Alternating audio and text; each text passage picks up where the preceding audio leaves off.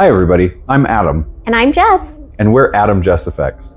We make professional quality masks, costumes, and props for the haunted attractions industry. You can find everything on our website at adamjesseffects.com or go to our Instagram, adamjesseffects. Also, don't forget to check out forbiddenpanel.com and the PanelCast.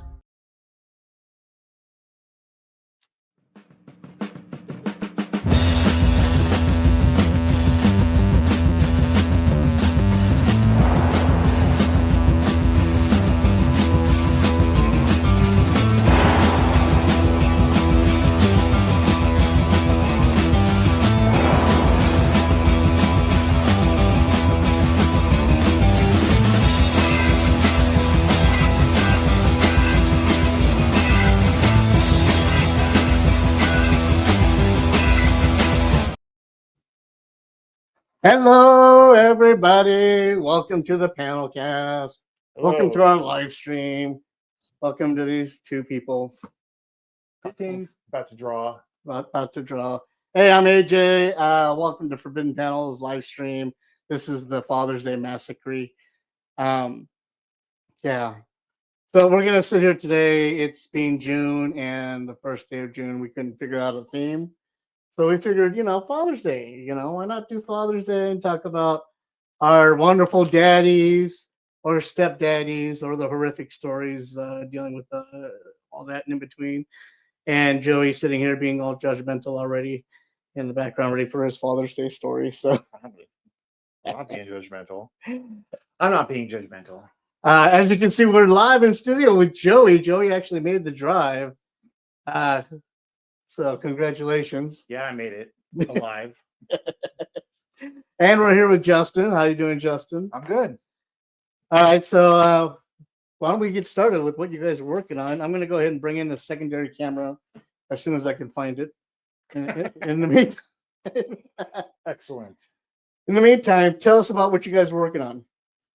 I'm doing my version of the classic Creep Show Father's Day cake presentation. I got my cake Vidalia. You'll see. Those who know. If you know, you know. If you know, you know. It's coming. Where's my cake? And what are you working on, Justin? I am doing a rendition of Odin, the Allfather. I figured since he was the Allfather, it'd be good for Father's Day. Is he the Allfather? Is he your Allfather? Well, I mean, it's possible. He's Depending on what you an believe, Allfather. he's an Allfather. But there you have it. They're already hard at work. He's already Uh, drawing away. So Yeah, he's a real dad and an adoptive dad, so That's true. He steps up. Yeah. Odin.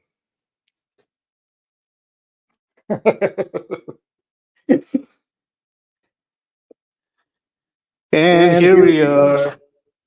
Oops, let me turn this mic off. There we go. And I'm going to get a quick look here at what Justin is working on. I don't know if you can see it through the top sheet there. I don't know if you can see through the light is strong above us. Hang on, guys, I'm getting there. Oops. There we go. As you can see, he's already got his template down there. Justin pre-drew a little bit, as did Joey, in preparation. If we didn't pre-draw, you'd be waiting hours for us to figure out what we wanted to draw. Right. In my case. Yeah, no, it took me like a week to do this. I had to do it last night. I was like, no, I had to spend some time on it because, I'll just scribble for hours before I decide. Right. Better do it ahead of time.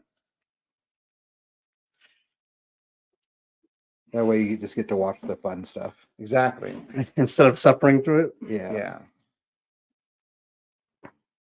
So, yeah.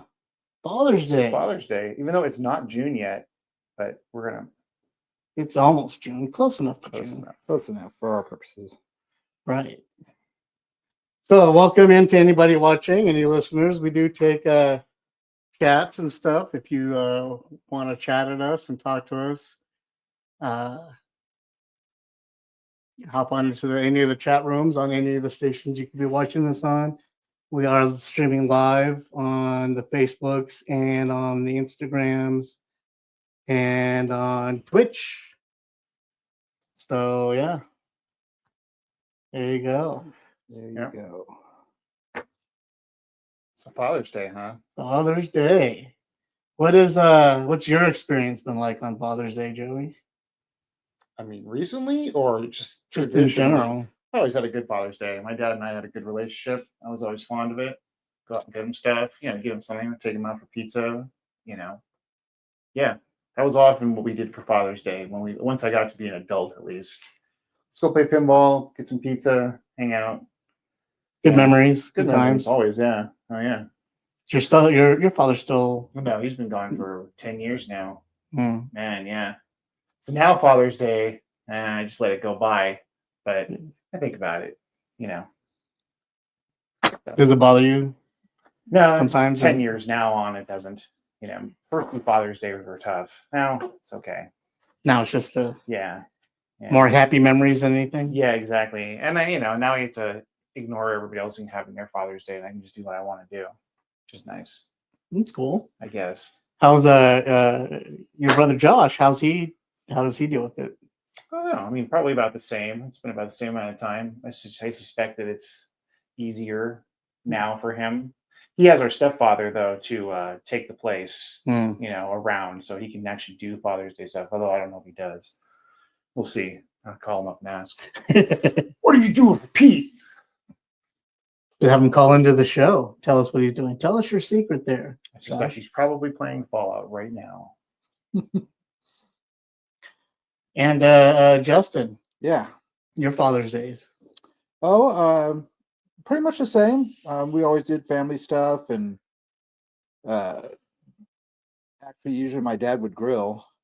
It's funny on Father's Day how on Mother's Day, mom gets breakfast in bed and whatnot, but on Father's Day, dad grills.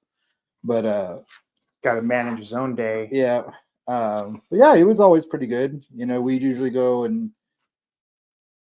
see grandparents and stuff, and all that kind of stuff. And my parents live out of state, so I always give them a call and chat for a little while. But now I'm a dad, so it's a little bit different now. So Do you get breakfast in bed? Do you get taken out? we usually You go get out. horrible ties for for presents. No. I usually don't ask for presents for Father's Day. I'd rather go out someplace I get to pick. So usually ends up being like Cajun food or something that we don't normally get to go have because no one else really cares for it. But no, I have a pretty good experience. Athena usually always makes some art for me or something, and That's where it's at. yeah, That's the best. I've got a box full of creations that she does for Father's Day, and Kenya's really good. She'll do collages and stuff and frame them for me of me and Athena and all that kind of stuff. So, but yeah, I have a pretty good. You're also a father. Prove it. Time to bring Maury Povich in. The data says you are a father. That would bring a whole bunch of new nightmares into my. I don't talk about Father's Day or my birthday, so Okay, let's go ahead and move on with that. Good thing we're doing a live podcast. Right. Hey. Like most people that grew up in my neighborhood, my neck of the woods, Father's Day for us wasn't exactly a happy time. So, and I'm estranged from my son as well, so that is not. Okay, There you go. and moving on. If I get a phone call for Father's Day, that would be the best Father's Day of my life. I'll just put that out there. Okay, and then that's it. Putting it out in the universe. Putting it out in the world. Let the mojo take it. Yeah.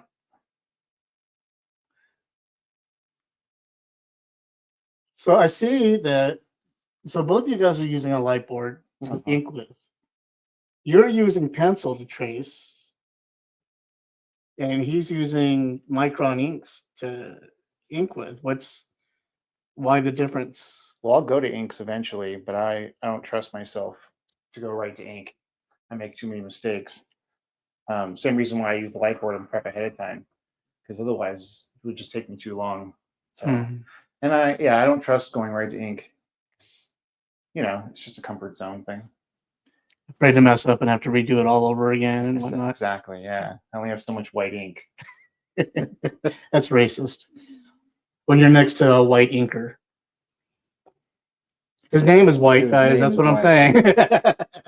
Justin White, and his beard is white. It counts. The extra counts. Yeah. So you're going straight to pen these days, or is that just for the lettering part? No, it's my sketch is super tight. Oh, that's true. It already is ready. It's to all a go. finished sketch. Like this is like actually I already did the second sketch. This is the second sketch from the light board over the rough sketch. Got it. So what's the process like? Take me through that. You go straight from like I do a really rough sketch in my sketchbook, and then like for example, I did a really rough sketch in my sketchbook of Odin. I drew the two ravens separately, and I drew the border separately, all in my sketchbook. Then I'll scan that all in to Photoshop and Layer it. arrange everything, size the ravens the way I want them, and then print that out and do a really tight sketch of that. And this is the tight sketch that I did off of all that. And then I do the inks over that. So that's a whole lot of process Yeah. for one print. Right. It also doesn't have any cleanup, which is nice. Less cleanup at least. Yeah. And Yeah.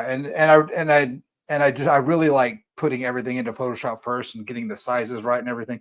Because then I can even tweak like if I wanted his shield a little bit bigger, I could, pull that out and make it a little bit bigger and just size everything up. That way I'm not having to fix things later and I'm happy with the initial, especially when I'm just doing like a one-shot little illustration like this that I'm going to ink and color. Now you're doing 8x10 Uh-huh. and Joey's on 11x17. mm-hmm. Why the difference in sizes? Well, normally for a print, I like to do 11x17. But for this, when we do these live streams, I like to do smaller because it's quicker for me. Okay. If I was doing an 11x17, it would be just more inking, more coloring. But we could, and this is for those of you who don't know, the one watcher we have right now. Hi, one watcher. Hello, watcher.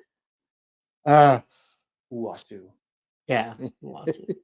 We can scan it at a higher DPI level, increase the resolution size from an 8x10 to 11x17 in Photoshop. Oh yeah, for sure. Yeah. And lower the DPI level so that it matches the resolution, and it'll come out just like it's an 11x17 original. Yep.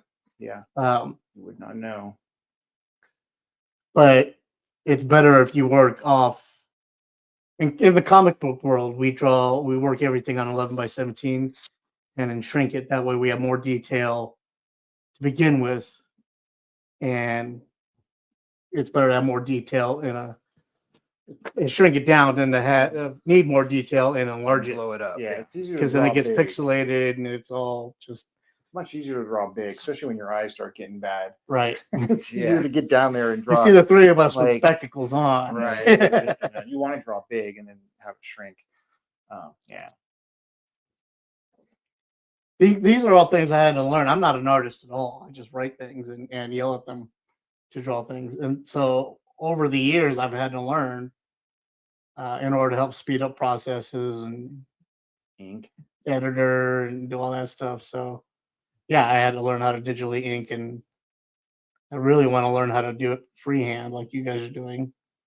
Kind of freehand. Kind of freehand, but But then I don't want that asshole Con showing up. You're just a tracer. No one says that. No one that knows says that. You're a phony. You're just a phony. Oh, it's my own insecurities. Sorry.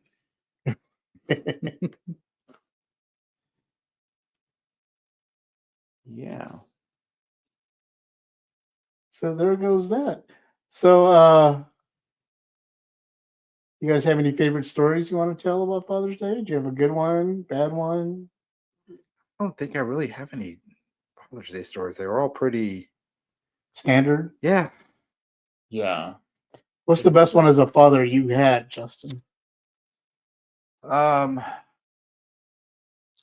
probably one of the funnest ones is we went. I guess it was 2 years ago. We went to the Museum of Natural History and spent the day down there and had lunch, and that was a lot of fun. I like museums. We had a lot of fun, and Athena was not super excited about going, but when she got there, she had a blast. So that was fun watching her go. Oh, these were real. You know, Right. like seeing all the bones and everything. This is what it's about. Yeah, so that was cool. We kind of had plans for this Father's Day. We were going to go to the Lucas Museum of Storytelling Art, Mm-hmm. but the opening got pushed back to next year. Hmm. So it was supposed to be this year. So last time we were at the Museum of Natural History, they had started building it, and it looks like just like a huge spaceship in the middle of LA. It looks insane. So that was going to be our plan for this Father's Day, but I don't know what we're going to do this year. Probably not a whole lot because we're going to Disneyland next week. So that's going to be most of our free money for the next several months. I have not been to Disneyland since Star Wars Land opened. Yeah. I went and saw it for the first time last year, I guess in August. And I mean, it was great. Yeah. It was did it live up? yeah, as a Yeah, Star Wars it- fan, it absolutely did. It's really cool. If you go on, did you do the ride? I've never been. He hasn't been. Oh, you haven't seen I've it. never been, dude. And you know I'm a big Star Wars fan. Okay, you got to go and you got to do that Rise The of Rise of the Rise of Resistance. the Resistance. That there's nothing like it, especially as a Star Wars fan. That was an experience. It's like super interactive. And Yeah.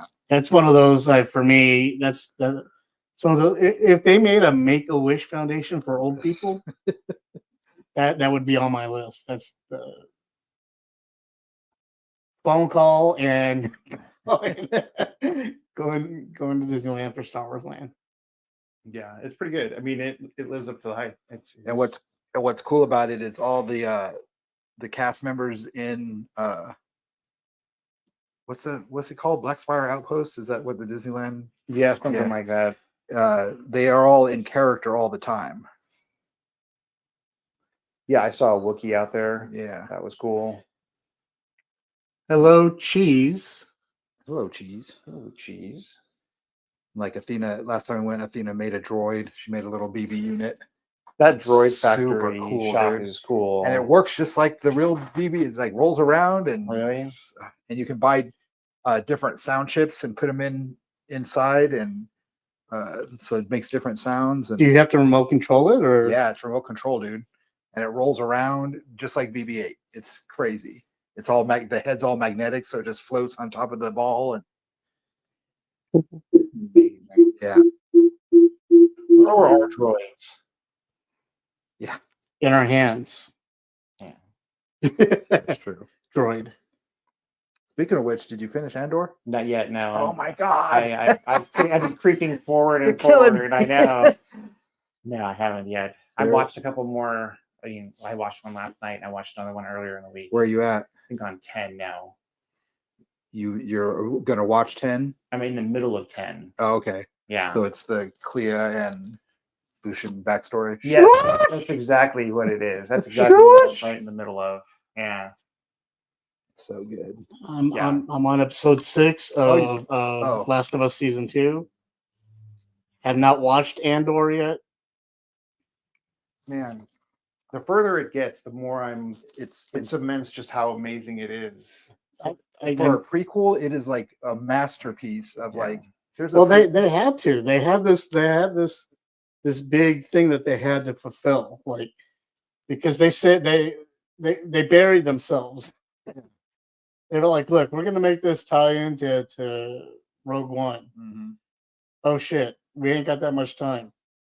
All right, we got to tell some serious storyline Yeah, and close this gap it's masterfully done. in the best way possible.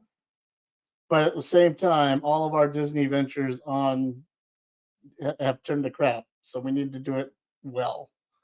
Well, they got the right person to do it, the right people Yeah. to do it. It really is.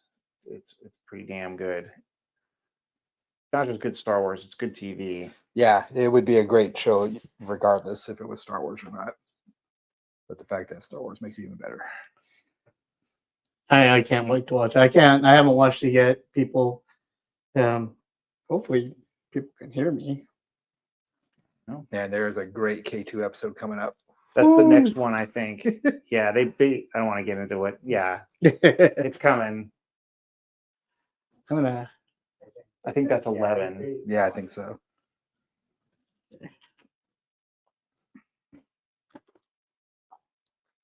Yeah. It's one thing I will say about the new Star Wars stuff is the droids have all been just top notch. They have been getting that right. Skeleton Crew impressed me. I like Skeleton Crew. Yeah, I thought Skeleton Crew was a lot of fun. And I think that they smartly used their rotating stage thing to their advantage. Yeah, In this case, what's it called? The wall, whatever it is. Yeah, the wall. I forget what they call it, but yes. Because usually you can tell, like in Daredevil, you can totally tell that they were using it in the first episode. Yeah. But in Skeleton Crew, like that was part of the gimmick. Like Right. some planets you've gone on did have that big ass moon in the background. Yeah. Stuff like that. So it worked in their advantage. Plus, it played along with the whole Goonies theme that they were going for. Yeah. It worked out really well for them. You get some of the you can tell in Andor sometimes. I see little halos around the actors from the backgrounds. You can kind of get it, see it. But the production design in Andor is insane. Yeah. Costume design and Now, Joey's has already come up pretty full, so I'm going to go ahead and give you guys I'm going to take it off the light board in a second. a quick look at it real fast so you can get a better idea of what he's looking at. As soon as I move my stupid fingers out of the way. There you go. very cool. I think it's coming out really great. It'll be something. It'll be a drawing. As long as you promise it's a drawing, that's all that matters. I just removed all of us from the stage, so everybody's welcome looking at the banner. So yeah, there you go. Man, I love Creepshow. Yeah. My buddy Peter gave me for my birthday last year all these I think we've seen them at conventions. They're like the Halloween decorations. Halloween Yeah, I got a set too. decorations. Yeah, they're so good looking. It's so good. I got the set of Creepshow and I got a set of Return of the Living Dead. Oh, that's really good Yeah. too. Yeah. Joker Peter? Huh? Peter, Yeah, Peter? yeah. He knows Peter. We all went to Peter's house to party. Sure. Oh, and the guy in Vegas? Yeah. Yeah. Man, that was a fun time. Jesus, that was fun. That was a good trip. That was a good weekend, man. We need to do that again, Go to a convention. It's next month. Oh, is it? It's this month, yeah. Oh, we're not going that, next that, that club is closing down. I just saw on Facebook that Vamps Club. Is it? Really? Yeah. That was Yeah, that's That was too a bad. bummer. That was Does Danny know? I think so because I put a comment out about there how we saw Beaver Dog play there and he liked my comment. So yeah, it's a bummer. They've played there a couple times too. Yeah, and that's what I was asking because they I think they're like endorsing them or something like that. For those of you that don't know, there's an awesome club in Vegas called Vamps. We went out there a couple of years ago for the Las Vegas Con and amazing Las Vegas Con, and saw our friend's band play. It was just an awesome weekend, all in all. I mean, we had a hotel that was connected to the convention floor, so we all got to go real close, just walk over to our booths every morning, hang out with our friends, and met some cool people on the floor. And then at night, our table mate Danny took us to this nightclub where we got to drink and eat and watch his glam rock band play. We had a reserved table in the back corner. Reserve table, everything. We rolled in like it was the old days at the club. Yeah, it Put was, panel in style. it was And cool. then afterwards we went over to Peter's house and hung out like the old days, and it was a great time. And Dad's me that Vamps is not going to go away. But we got to do that again. We went to that Vance and we ate, and they had those they were called down home egg rolls. They were Do you good. remember those? I Yeah, do. yeah. Okay, and what they were, they were like a little rectangle of meatloaf with a layer of mashed potatoes and then cheese wrapped in a wonton and deep fried and served with a side of brown gravy to drip it in. And it was pretty damn phenomenal. Just hearing you say that is making me hungry. I'm gonna go in the kitchen and cook now. I've never had anything like that before or since. I'll let you mention it. I think I could find the recipe pretty easy. Well, I'm sure, yeah, but then I have to cook it. It's not as fun. So now what are you using, Joey? I switched to a softer, whiter lead for the outer edges, just so I can see them. So I know where I'm going to use my brush pen Okay. on, because I try and keep it organic. I like What kind of pen do you use to ink with? this is my primary baby, the Pentel brush pen. I've been moving over to these instead of just a plain brush. Yeah, the Pentels are Yeah, I rad. love this thing. Mostly for my outer edges and for hair and stuff, because I like organic lines. Mm-hmm. And then I do all the inner lines with the microns. It's precise. Yeah.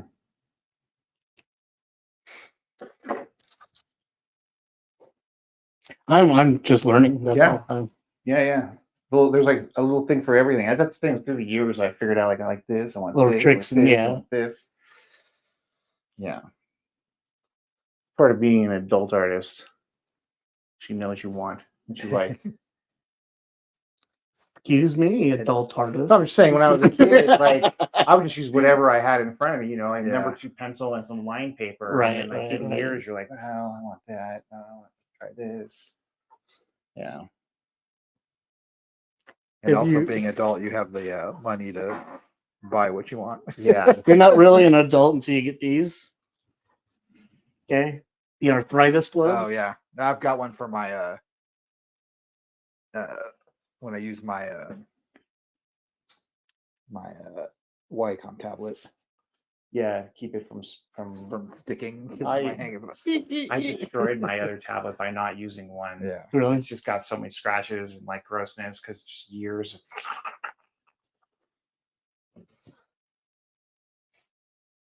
Now, when it comes to those tablets, have you used all different types, like not just name brand, but off name brand and stuff as well? Yeah, I've used both, and I've been fine with either one. I mostly have used Wacom. I started with the bamboo, and I have an Intuos at home. Now I've moved to the iPad because I find the Intuos the tablets are too confining now. You're trapped by your computer. I don't want to be trapped anymore. I'm free to draw wherever. So, but I love those things. I've never used anything but the Wacoms though, in terms of plug-in ones. Used to use the ones where they didn't have a screen, just like the black. You hope that it goes where it's supposed to. Kind of like learn how it works. That's what I use right now. I have. It's interesting how your brain kind of maps, the distance Yeah. on the screen compared to like the little space here. Like this is mine. Oh, that's nice size. So I got all my hotkeys and everything, and it's pressure sensitive and the whole nine. Yeah. So yeah, I spend my day like this. Mm-hmm. And what sucks is because I'm left-handed, so like I have to do this with all the keys. So I had to hotkey them here. You can't put it above. Like I have my keyboard. It's like keyboard. Well, I do can. this, I can. So I do this.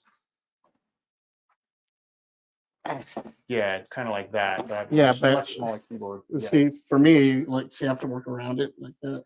That's what I'm saying. I have a keyboard about a quarter of the size of this, so it's just like, Yeah. like well, it's actually more like this. But For me, I just do like this. I've got the mouse here, and I'm all. Someone with that keyboard. Huh? You could hurt someone with that keyboard. And Just saying. I'm old man. Look how big my letters have to be. It Okay. does have nice action on the keys. Yeah, though. and they lit up. They're backlit, so.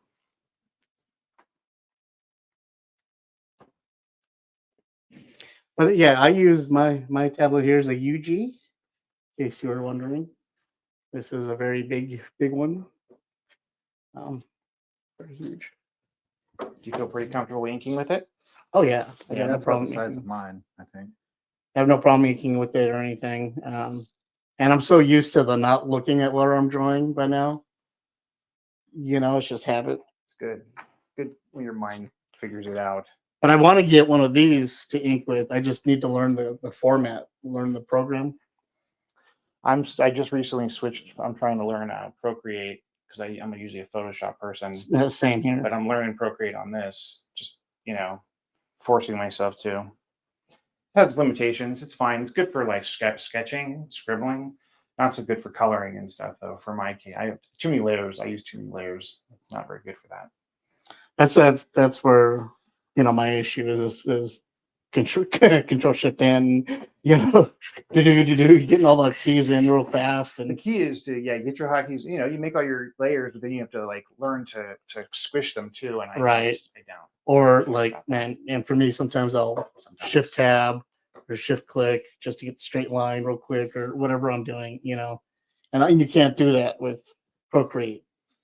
No, not at all. Especially on the tablet format. Right, and I can't draw a straight line to save my life. Yeah, it's So I'm gonna have to put my I forgot to put my stylus here and move the iPad. I wonder if that would work. It's a good idea to try. Only one way to find out.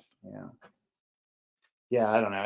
It's a fine program, but I haven't worked with it enough to really have a good opinion. I just feel like it does have some limitations. Everybody loves it though. I mean, Jim Lee swears by it. Yeah, like I said, for drawing, like line work, Yeah, what does Jim scribbling. Lee know? Yeah, what does Jim Lee know? Oh, bastard. Can he even draw? Do you even draw, bro? Here's an old man Jim Lee story. And my first Comic-Con was the year that he just started doing Punisher, Mm-hmm. and he was doing sketches for $25. Amazing. Yep. That first issue of Punisher where Wolverine was in it, where they fought for the first time, that had just come out. You think about it, like that's like the dawn of his career. Yeah, I remember that issue. Yeah. His Punisher run was great. It was really good. That's what I always like. That's where I failed as a collector as a kid. Even sometimes now, I'll still ask Joey like, okay, who's that guy? When we first started going to cons, I'm like, who's that guy? He'd be like, he draws Wolverine. All right, let's go. Now I don't know. Now I don't know anybody. Yeah, I have no anymore. idea Like, now. who? Yeah. Yeah. What? I think you might know more. You're the one who introduced me to Ryan Otley before I got into all his stuff. Otley, oh man. He was like at the table over from us. Yeah. Ryan Otley is amazing. He's currently working on Transformers, I believe. But co-creator of Invincible. Yes. Yeah. I think he's working on Transformers right now or Skybound. Dude, I can't even imagine drawing a Transformers book. That seems like a fucking nightmare. Right? Think about all those parts. All that, But you know perspective, what, though? It's just a lot of straight lines. But it's all lot of perspective. All perspective. I would not. I cannot even imagine Not being go able to well. do that. Yeah. It's just a bunch of straight lines. Yeah, it's a whole bunch But of in straight perspective lines. and in action. Yeah.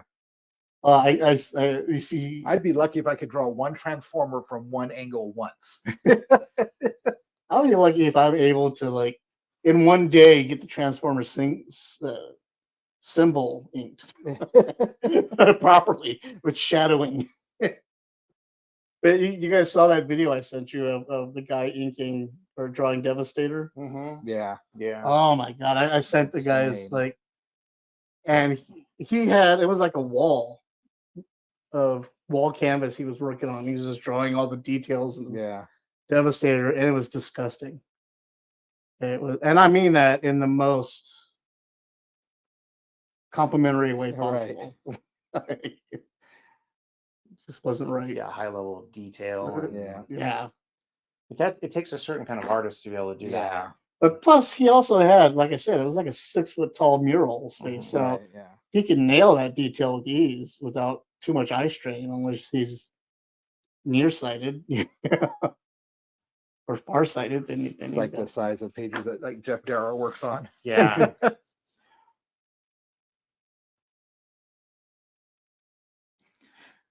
I'm going to take this opportunity to step away from the camera and the mic for a minute. I have some other business to attend to real quick. But while I'm doing that, the guys are going to sit here and regale Make you us talk. with exactly how they enjoy drawing teeth. You don't. It's a painful thing to draw. Just kind of wing it. Yeah. Are you winging it now? I kind of am. Yeah. Tell us about your approach to Luckily, I have feet and hand. I have no teeth to draw. So it's all beard for this guy. Yeah. I don't know. Teeth are hard. Yep. It would help if I paid more attention to how many teeth there were. I kind of have a vague idea, but I don't really keep Yeah. that information in my head. So Yeah. I try not to do like teeth detail because then it just looks really bad. I try to keep it pretty abstract. for the best with skeletons, kind of stuck. Yeah, that is true. Feet and hands, I just avoid feet like Rob Liefeld. I got Yeah, Joey. I got no feet. There it is. The original sketch actually did have feet, but then when I was sizing it up, I was like, I'd have to shrink it down too small to get his feet in here. So I mean, no one needs to see feet. the feet got annexed. Yeah. I feel like they're extra. Hands and face is what's important. Yeah. I don't mind hands. I like drawing hands.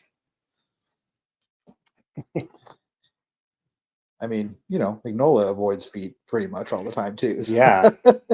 that's why Hellboy has little hooves.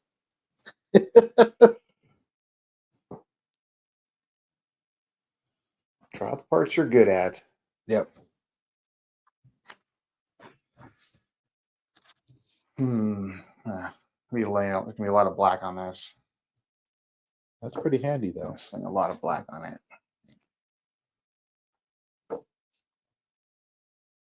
Yeah, I haven't even thought about what I'm doing for color on this yet. Did you bring like your markers and stuff? Yeah. I brought some grays. We'll see.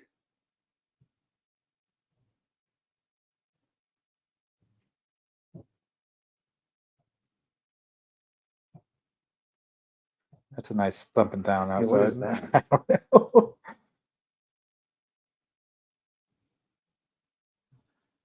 Figure living out in the middle of nowhere, you wouldn't have sounds, abstract sounds. Right. But there they are.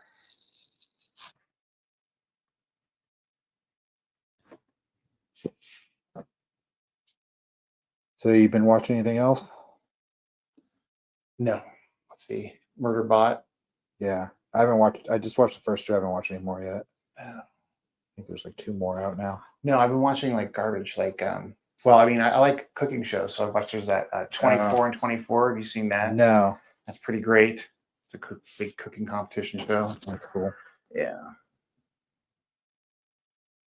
Nothing geeky though, Yeah. except for Andor.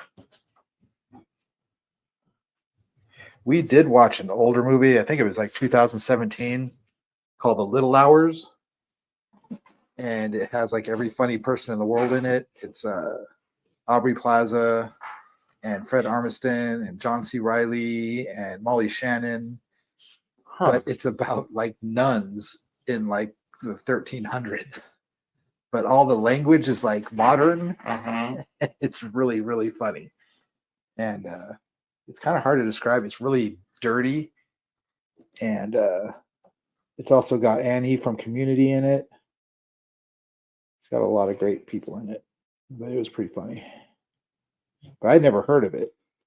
No, never heard that either. Yeah, Kenya was just kind of flipping channels. It was on, was it Prime, I think? I'm not sure. But yeah, I had never even heard about it, but it's like all my favorite comedian actors are in it. It's pretty great.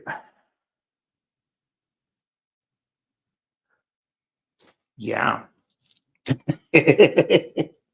Welcome back. I'm back. We talked about teeth and feet. Yeah, the two subjects I hate most.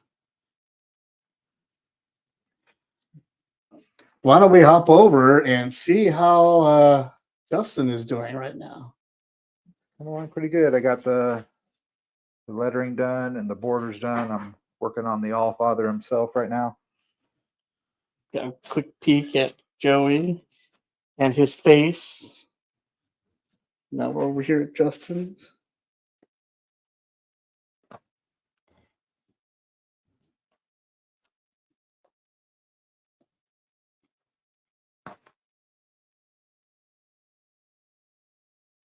Nice. Good on the screen.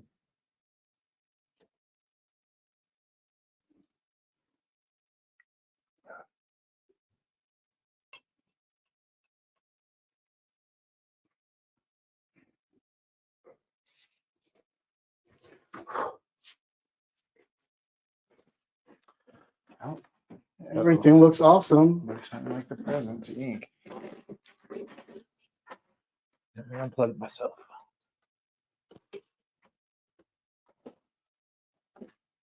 I'm sorry we couldn't get anybody else to stream in, but if you are watching and you want to start participating and are interested in streaming in, either make a comment or shoot us an email, forbiddenpanel@gmail.com. Or if you're an Apple dork, forbiddenpanel at iCloud.com. And we'll send you a link so you can join us and show us your inking skills. Or participate in the conversation at least. Or not, and look at the lovely, beautiful trees in the background. Those are nice. Thank you. Want to see the original picture? No, Are you sure? I think I already have. Okay. It's in the calendar, isn't it? Or is this a newer one? No, this is. Yeah. You will see the full unedited photo hopefully soon once we finish the remaining of the photo shoots. Forbidden Panel has a lot of fires, a lot of Plates in the air. yes, got a lot of things going right now. Irons in the fire. Is Irons that in it? the fire. Thank you. There I can't go. think. I had a hit.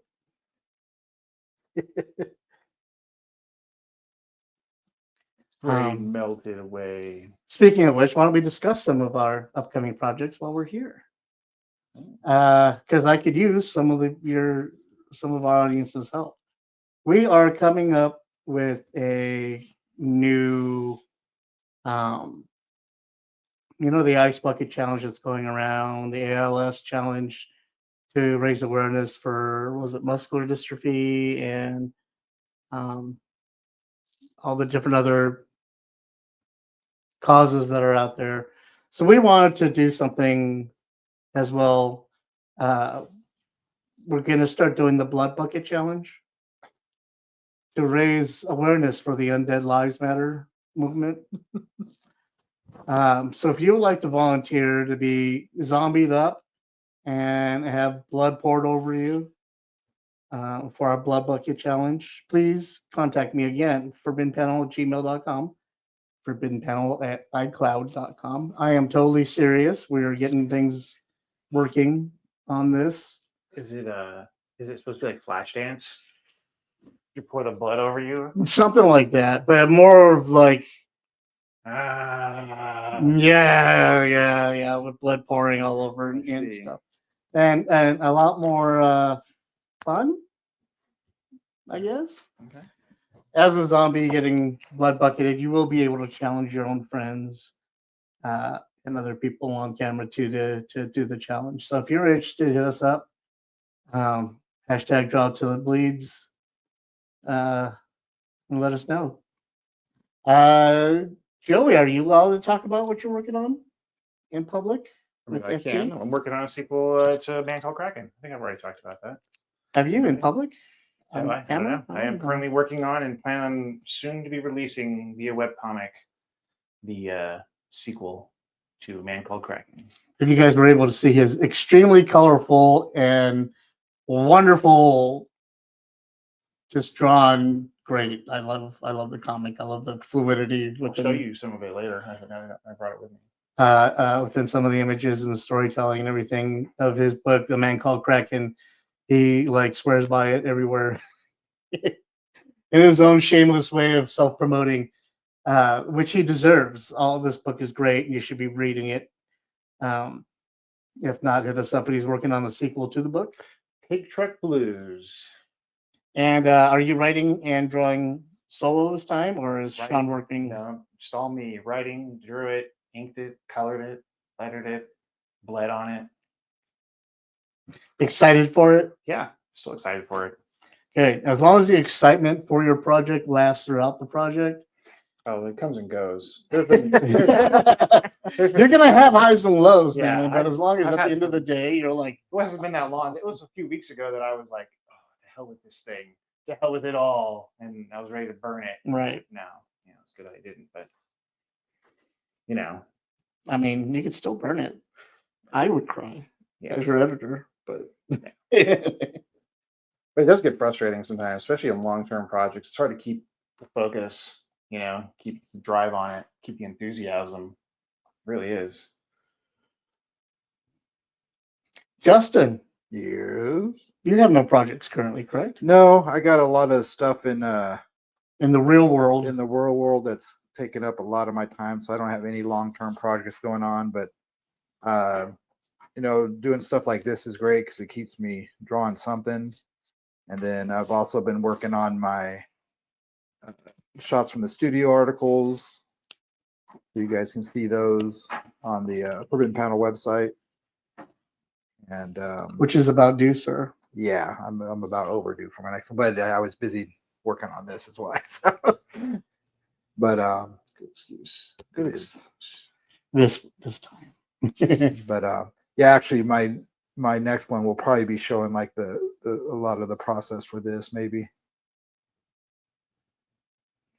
Speaking of which, I want to welcome new members to Forbidden Panel, Joel Katz. You've seen him around in our live stream videos. He has officially joined us as a member of Forbidden Panel.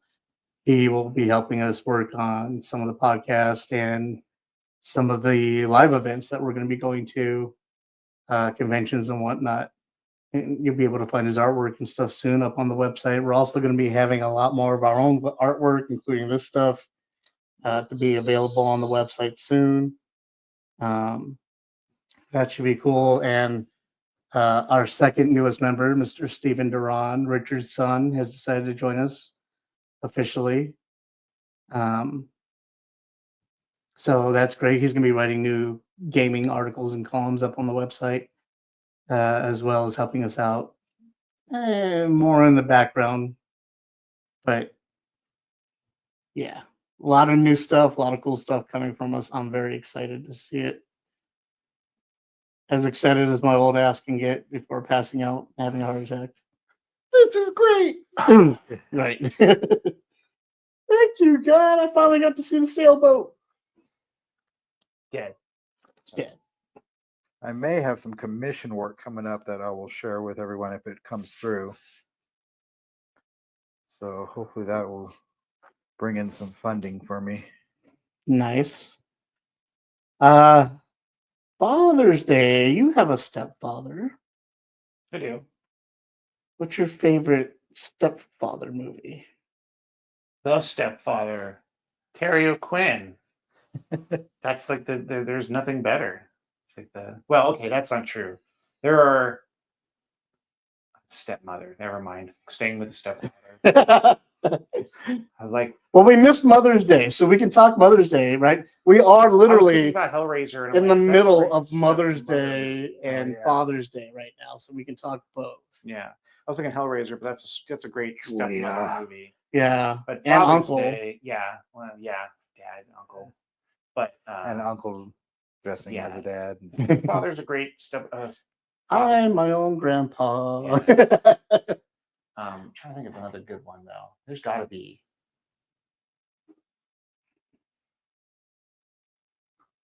If you guys in the audience know of any great stepfather or Father's Day movies, please share them with us in your comment section. Especially you, Cheese, if you're just sitting there cheesing. They're like the terrible fathers of movies, like Michael Ironside in Nightmare on Elm Street. Terrible father. Terrible father. Yeah. I can think of a few more. Well, Kevin Bacon was a bad father in The Woodsman, but a great father is Stir of Echoes. Yeah. Ish. Yeah. More of a neighbor father, but he's in everything. Did you hear they canceled our show? Yeah, I never got around to watching that, so no sweat off my back. But the Bondsman, Yeah. yeah, That's a bummer. Fuck you, Joey. was it really good? Fuck you for not watching it, Joey. It was really entertaining. Is Yeah, that a it was- hickey on your neck? No, There's a hickey on Joey's neck. no. Oh, you know, you burned himself with a curling iron. Yeah. Yeah. Definitely not a hate. How old are you, sir? You have a hickey on your neck. Definitely not that. What were we talking about before we were distracted by Joey's hickey? Bondsman. Bondsman. They canceled the Bondsman. Yeah. I'm very sad. It's a bummer. It was a fun show. Especially with considering how short the episodes were and how Yeah, short it was the like season is. it was like a fun, quick watch. It was such was a nice yeah. afternoon watch. Yeah. Like, like you ain't got nothing to do today. You got a couple hours to burn before you go do anything. Or even like background while I'm getting ready to leave or something. Yeah, I was watching it like in the mornings while I was making my lunch and stuff. Uh-huh. Yeah, it was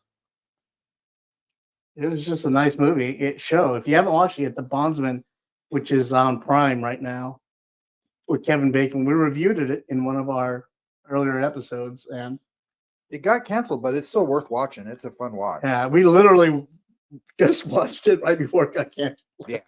You literally just jumped on. Yeah, I feel like we reminded them that the show existed. They're like, oh shit, we better cancel this. What? This is still on? Oh crap. Oh shit. That's where our money's going. Now I saw a poster or something. I don't know, I don't know if it was real or not, but like Netflix was going to be doing a new Tremors series. That is that is legit. Okay. that is happening, and Kevin Bacon's involved. Yeah. And he was they, on the poster. they're yeah. working on the new popcorn bucket craze is insane, but they're working on an awesome popcorn bucket for it. Graboid. Yeah. No Fred Ward. I think we talked about this recently. Yes. Yeah, No Fred Ward though. No. Won't be the same. No Remo Williams. No Remo Williams. Yeah, that's too bad. But we'll take the bacon. Everything's better with bacon. Bacon. What's sad is I was watching him, Remo Williams, on Blue Bloods of all things. And liking Fred his Ward? run. Yeah, Fred Ward. Sorry, Fred Williams.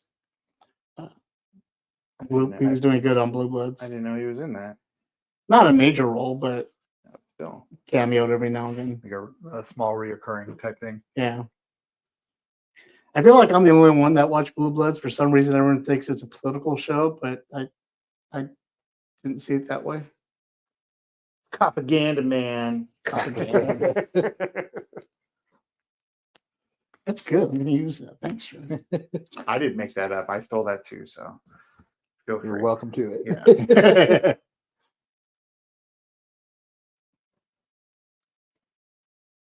Justin, your favorite Father's Day, Stepfather's movies?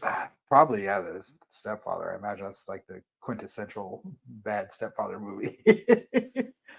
But I mean, that's I mean, like Creep Show is one of the best Father's Day. Yeah.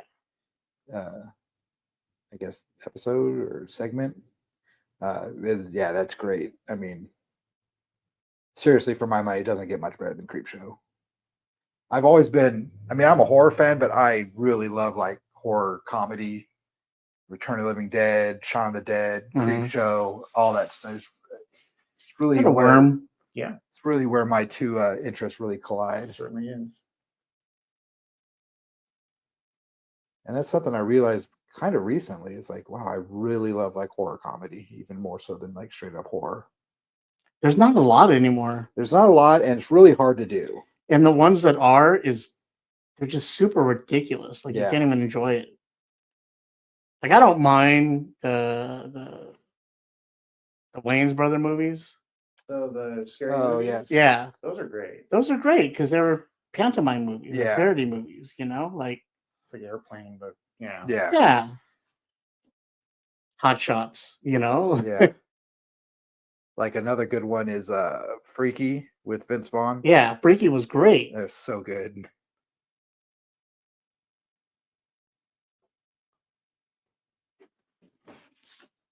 Any recent movies you guys watched that you liked? The most recent one is that one I was just talking about, The Little Hours. That was pretty good. Yeah. Lots of cool people in it. Other than that, I haven't watched. I saw Sinners. Sinners was really good. That was good. I'm like, I have it. We can watch it now. Yeah, I That's watched that. ridiculous. Saw it in theater. It was good. Yeah. IMAX or regular? 70 millimeter. Yeah. You were nice. telling us. That's right. Yeah. It was nice. You know, you have the whole table. Put all of them over there. Actually, I put more of the rest of them too. You put them all on the table. This is all I need. Just want them close so I can grab quickly. This is all I'll ever need. This is all I need. My spudger. This pen. Okay, jerk. And this lamp. This lamp. I'm trying to think of some good other stuff. Father. I was born a poor black man. Yeah. If you haven't watched Steve Martin's The Jerk, Then what are you really doing with your life? A, you were way too young to be on this show. B, you need to watch it right away. Because I was born a poor black man. These cans. There's something wrong with these cans. So ridiculous. Such a good movie. Yep. I didn't know he was Steely Balls Johnson. I may be able to send more money next week because my girlfriend promised me a blowjob.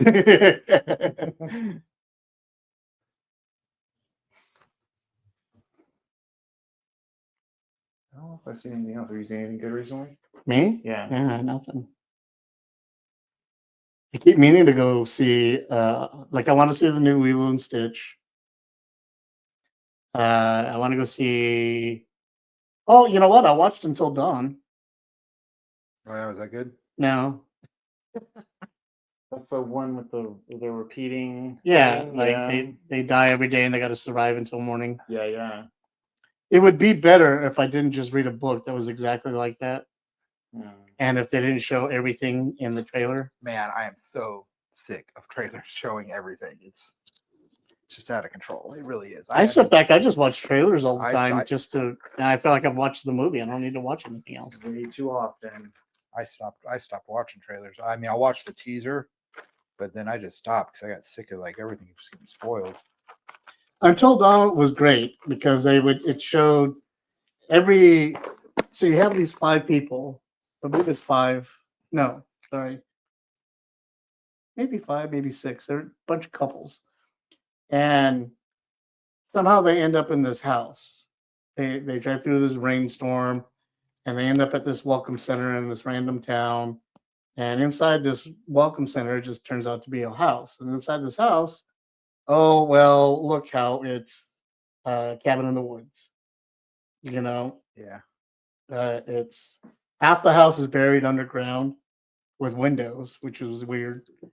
And the other half of the house is on the first story. And So each time, so they come into the house and they're all killed by like the psycho murderer with the clown mask. And then they wake up and they're in the same spot. And they're like, what the heck's going on? And so each day, they keep getting killed by different ways and different people and different manners. And it's like a different horror trope each time. Right. Sometimes it's Japanese horror, sometimes it's Canadian, just Canadian. depends on what's going on, And That's scary, eh? right, eh? Watch out for his flapping head, eh? Never. This is what it's about. Okay, I'm trying to tell you what it's about. Meow. Wasn't it based on a video game as well? Yeah, it's based on a video game. I never played the video game, but from what I understand, it does nothing to adapt the video game at all, except for its replayability, Right. The repeat. Right. And the multiple. the killers. Groundhog Day effect. Yeah, Yeah. which should just be what it's called from now on, the Groundhog Days effect. Yeah. And the fact that these characters inside the movie didn't realize that was kind of disappointing. And it's weird how the N in the Forbidden Panel name in the background creeps down into the P of the banner here, or the F. It makes it look like a really long N. Anyway, random things I noticed. Okay. Cheerleading. Wow. So yeah, it had the potential to be really good, except for the fact that they showed all the deaths in the trailers. So nothing was really a surprise. And I farted. And so that was the bad thing. The good thing was the deaths were great. I just wish I hadn't seen them before. Yep. Well, that's what they do these That's days. definitely a problem. Stupid trailers. I'm gonna go see. Are you gonna go see what's that new grief horror movie by the people who did the one with the hand? Oh, where is she, or she should have lived, or whatever that's called. Yeah. I saw that. You did see it already. No, I saw Oh. that it was out. I didn't see it yet. Heard it's good, but that it's a little bit grim. I heard it has issues. Like it drags at times. I wanted to go see. There's something new that came out today that I wanted to see. It's going to bother me until I figure it out. So let's find out, shall we? And we have 4 watchers. Hello, everybody that's tuning in today. Again, I invite you guys to pop in onto the chat. Let us know what you're thinking. If you have any questions for our artists. What time is it now? It is 2, so I think it's about time I pull on the POV camera and get an eyeball of what everybody's working on. While I try to also figure out what the name of the movie is that came out today. And we're going to bam. And here is Joey's work. So far. That was really clean. I like it so far. I like that you got the gentleman corpse in there. A little wormwood Little for worm. Yeah. Gotta have the worm. you. What up, big worm? Big perm. Big perm. Messing with my money is like messing with my emotions. Justin's is coming out really good. I'm finished with the initial inking. I'm just kind of thickening up some of the lines now. Are you talking dirty to it? Yeah, I'm gonna thicken up those lines, baby. And trying to figure out what I'm gonna do for colors, because I haven't really considered my colors yet. So Now, what goes into something like that, considering colors and whatnot? I don't know. A lot of times when I do a piece, I'll have colors in mind from the get-go, but this was just not like this. Like when we did the Halloween one, my whole Halloween one was based off the colors I wanted to use. And this one, I haven't even really given it much thought. So I don't know. I don't know if I want to keep it like realistic or go kind of hyper with it with some real vibrant colors, I think I might do that just to do something different. Because I usually keep most of like my fantasy pieces pretty straightforward, but I might get a little wacky with some of the colors on this just for the hell of it. What about you, Joey? What goes into coloring something like idea-wise? Well, I don't ever color on paper because I don't trust myself to do markers on paper color. I'll do black. I'll do like grayscale, Mm-hmm. but very rarely will I try and do colors because my color theory is one of my weaker subjects. I'm gonna lie. It's just when I color the comics, I have to labor over it and work it, and and swap swatches, and I'll be swapping character swatches for weeks. I'm still swapping character swatches, Digital swatches, right? I mean, Yeah. You're not getting like No. color samples. No, and I'll just get and I'm because it's my weakest subject. I'll get the color wheel, and I'll just do it manually. I'll put in the color value, and let it pick for me, and I just kind of gauge from that, go from there.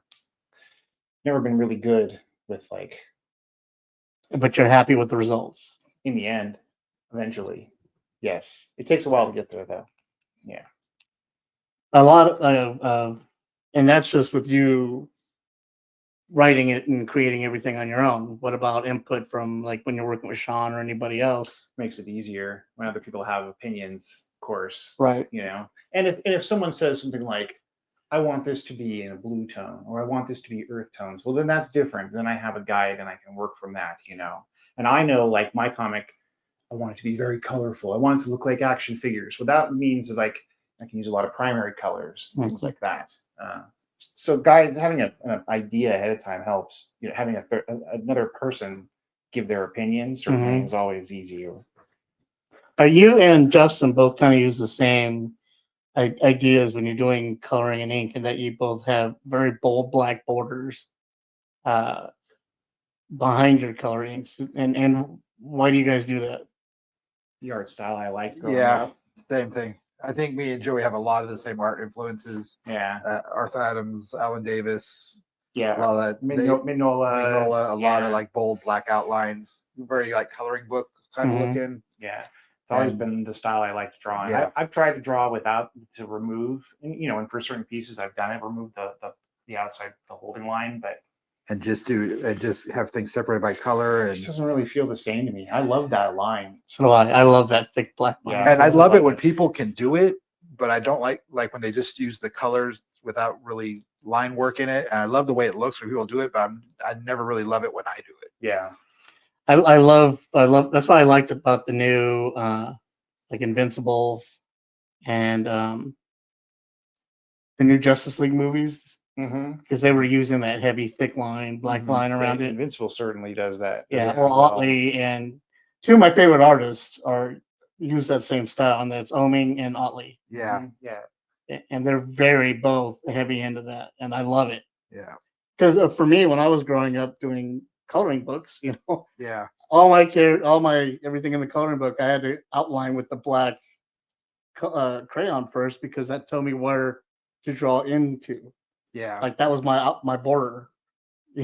Well, and for me, the outside line means comics. Right. Everything else kind of means it can mean comics. Sure, I'm not trying to say that's the only case, but when you But don't just- have that line, it can be any other kind of artwork. But when you see the black line, it's different. It's cartoons. It's comic. It's cartooning. It's comics. Yeah, I don't know. It's distinguishable. and it's unique to not unique to the art form, but it's important to the art form. But not a lot of people use it. I mean, like we were saying before, Lee doesn't use it. Well, you think about it, over time, everyone's they want to move away from they've done it for too long, or they want to try something new. They want to get away from the traditional methods. But Magnolia kind of overuses it, don't you think? No. I don't mean that in a What bad are you way. talking I about? don't mean that in a bad way, sir. Please forgive me. You did it just right. I just mean that he overindulges in the dark, in the black colors on his pages and stuff, which I think are beautiful. I think it's blacks are so perfect. they're just Yeah. gorgeous, but It's too good. That's the beauty of his artwork, is that darkness. right, it's him showing the beauty in the Yeah. darkness. That's Yeah. what I love about it. Yeah. Yeah, I heard a quote from Frank Miller one time. He says, Mike Minola uses way more black than I do, and I have a black and white book. And that's another dude who used to use a heavy line that I used to love, Yeah. Frank Miller back in the day. Yeah. And you know, Frank Miller was very heavy-handed in the black. no, he wasn't. He was amazingly perfect until, for a long time. I'm not complaining. You think I'm saying it like it's a bad thing. Yeah. I'm not. I'm saying it as compared to, Right. He was, yeah. as a comparison to. Yeah. Yeah, one of the artists that made me want to start drawing was Arthur Adams. Yeah. And and his line work is, just insane and perfect, So and phenomenal, precisely so perfect. precise. And he's even better now than he was. And but he only does covers now. But Yeah. but yeah, his line work is what made me want to draw to begin with, really. And then it just went on from there, from Arthur Adams to Walter Simonson and Alan Davis and all those guys. Just phenomenal technical line work. Wrightson. Oh, Yeah, Wrightson, yeah. Oh, yeah. His is more not so. His is way more organic. He's when I first started noticing This is more technical, I He think. is. He certainly is. Yeah. Well, him and Art Adams are both super technical in my, Yeah. just that level of detail. It's Yeah. so much. It's You're right, kind it's of organic. Yeah. it's kind of like what Danny's trying to do with his details, that he's trying Yeah. to flush it out more. Yeah. Oh, yeah, and you get the little dots, Yeah. and the Yeah. textures, and yeah, it's a cool style. Like it's adding texture to it. Mm-hmm. I've been trying to learn how to do dots and things to sort of add. I'll add it to the end of this. It's always at the last pass, but I've been trying to force myself to do it more because I just love that. I love that too. Mm-hmm. Yeah. Yeah, I'll do that in a lot of stuff like hair and stuff, Yeah. just to try and get a little bit more texture in there. What style is your favorite to draw in? As if you had to compare your style to other anime style, comic style. Just straight comic style. Yeah, seriously, pretty much just straight up 80s comic style. Straight up 80s comic style. It's late 70s, early 80s. Yeah, exactly. Just mainline that to me. Give it to me right now. That's all I want to draw in. Still, I want to get that. I'm still searching for that, In your level artwork? of perfection. Yeah. Yeah. Weird, Well, and you guys are both artists that I know that are hard on yourselves for your own artwork. And so where do you get to a point where you're happy with what you're producing? How do you get to What? that? You can be happy with your artwork. No, I get to a point where I'm like, well, that's as good as it's going to get. And next time I do something, I'm going to change the way I did this. And Well, when you're ready to present something to me, say, what makes you ready to do that? I can't really pinpoint it. You're just at a point where this is as good as it's going to get, and if I keep tweaking with it, it's going to get sloppy and worse, and I'm going to have to throw it away. And there it is. That's exactly right. It's a happy balance, of knowing that you got to know yourself there, and right? You don't have to be happy with it. It just has to be done. Yeah, and not terrible. Yeah, and you make it better next time. Yeah. Being hard on yourself and being judgy about it isn't always a bad thing. It does lead you to get better, You just but it's like you're saying, it's a fine line between being hard on yourself and not hating what you do. Yeah. It's I know I make some good pieces and I like the way they look, but no, I hate this part of it, and that could have been better, and I could do that better, but But hate's a strong word now too. I don't really hate much of what I work on. Right. No. I have issues with it. I'll nitpick it and I'll be unhappy with pieces overall, but I've kind of gotten past the I hate this. Well, then I wouldn't have done it like that. Right. Yeah. Now I'll just do it. I can get it to kind of where I want it to be. But I honestly don't think anybody's oh, it's perfect. This is exactly what I had in my head. Yeah. No, and knowing when to walk away is one of those skills that Yeah. a lot of artists don't know, and it's really difficult to learn, and it doesn't know, and it's not always the same. Showing up right now is our email address. Again, if you're interested in participating in any of our events or streaming in with some of your work and showing us, we don't care um, if the artwork is stupendous or not. Like we aren't ones to judge on We your are on not the judgy artwork. at all, Like yeah. art is subjected to the eye of the We beholder. want to see it. Yeah. Like and if what we're working on or any of the stuff that we're working on influences you or drives you to want to draw more or create more, even if it's not drawing, if you're working on, let's say, clay or paint or watercolors or anything, if you want to share it with us while we're working in this environment, please shoot us an email. Man. Yeah, And even I more would so. love, I'm no good at that. I'm really impressed by it. right. other Well, we'd love mediums, for you to yeah. join us and be able to speak your point of view on the subject of art or ask questions of our artists and creators. Um, we're not professionals in the way you would think of us, but we are professionals in that we've been doing this for a very long time. We have managed to make some money off of it. Yeah. Every once in a while. We don't make a living off of it. Well, No. we live for it. I would say, you know, Mhm.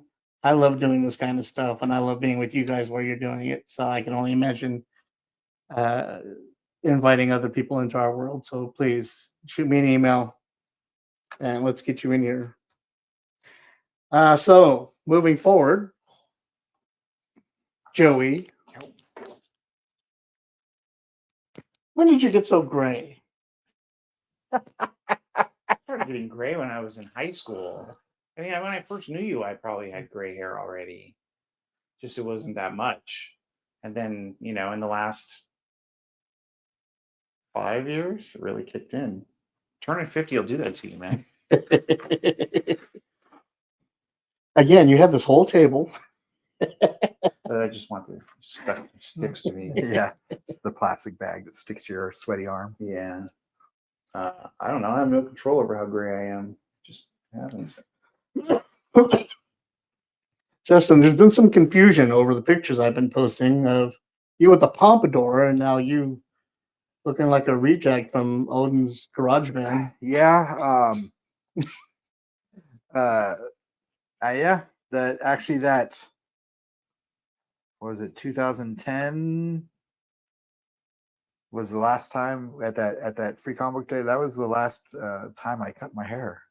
It was that weekend. That was the first free comic day I think we did. Yeah. It all started with 'cause I liked my pomp, but it all started with The circumstance? having a hard time finding some place that did it well.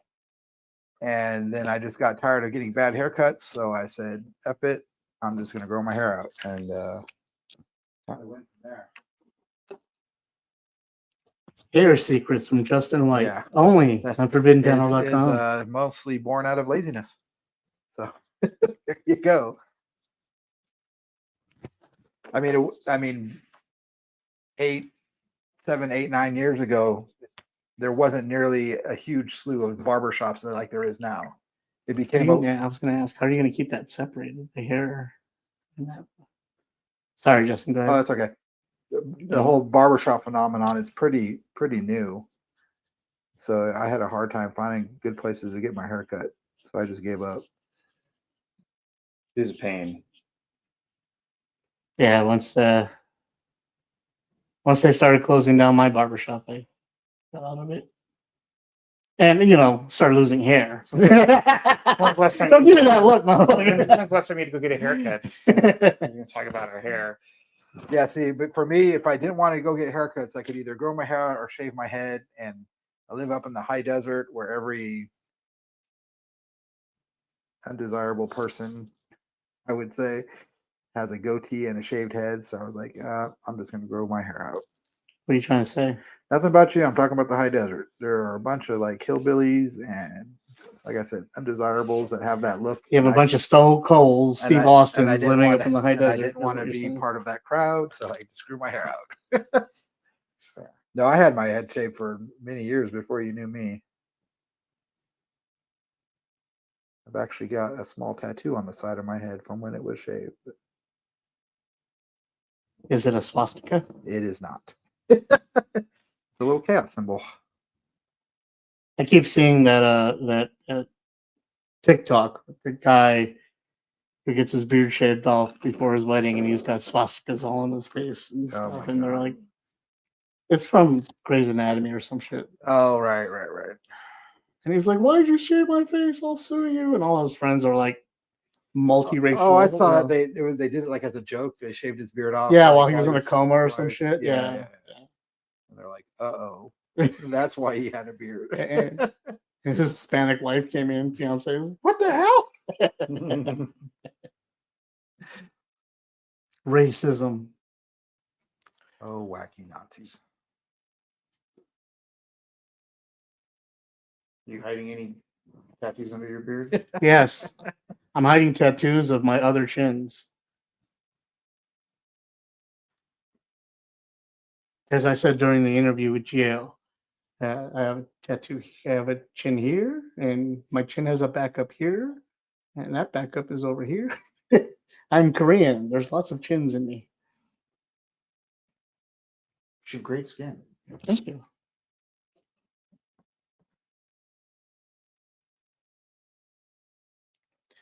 We're creeping on 2:20 now. We've been going for an hour and 20 minutes. The guys are chugging along. This is at some point has turned from a live draw to a live inking session. It's all the same. Which is fine, as long as art is created. Right. No one wants to sit around and watch me come up with a sketch. I do. In fact, that's why we have our 24-hour days, because that's what I'll do. Those 24 hours is watching. Well, yeah, when I have 24 hours, that's different. Yeah. But 4 hours, no one wants me to kill all 4 hours, come up with an idea. Little Joel seems to have mastered it. He does. He comes at it quick. Yeah, that's some people can. But that's It's a just- skill you learn. That's just Yeah. not my style. I mean, like Same with Jimmy. Jimmy. I mean, Jimmy whips him out like nothing. he's insane how fast he is for like how good they come out. You know. But he has he refined his art style. Like he's got a style for fast drawing Right. Yeah. and a style for sit down and take your time. Yeah. He drawing. purposely developed doing sketches on the fly, like at shows, and Right. at pre-comic book day and stuff. He definitely like perfected that as a skill. I never. Jamie Purcell of BeenBetter.com. That's what we're talking about. His artwork is great too.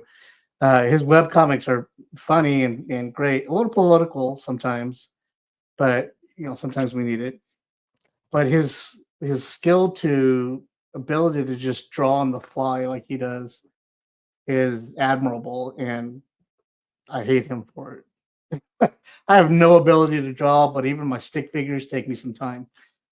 I mean, it's a just skill I'm jealous of for sure. Yeah. Because you got to work on that. It's a little bit of like improv, like Yeah. drawing. Right. Improv, Yeah. you For know? sure. Well, that's like the whole caricature thing on the boardwalk. Like it takes a lot of work to develop. Oh, for sure. Yeah. Yeah. I've never been. That's another thing. I've never been really good at like drawing actual people. Yeah, I've been trying to get better at it. It's something that I'm like actively. Yeah. I've been working at for a couple of years, but it is again not easy. Your marker smells like Home Depot. What, mine or his? Whoever. This marker smell this thing. You won't need that. Yep. That's the one. Yep. That's the one. That one's potent. This one's pretty potent too. This giant thing. Yeah, it's actually dying though. It's ridiculous. Yeah, but when you want to cover a lot of space, it's That's what you need. Yeah, it is dying. Joel has one that looks like mace. Every time he brings it, I'm like, what are you talking about? This is nothing but pure, wonderful oxygen.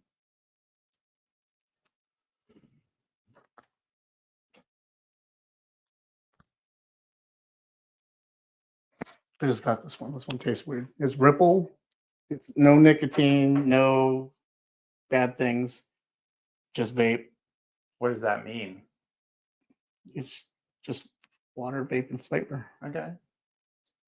I'm trying to get off that because I vape like I'm smoking cigarettes. So you know, you're not the only person I know like who quit smoking, but now they just vape like crazy. right? And unfortunately for me, I vape with strong stuff, and I'm trying to get off of that. So,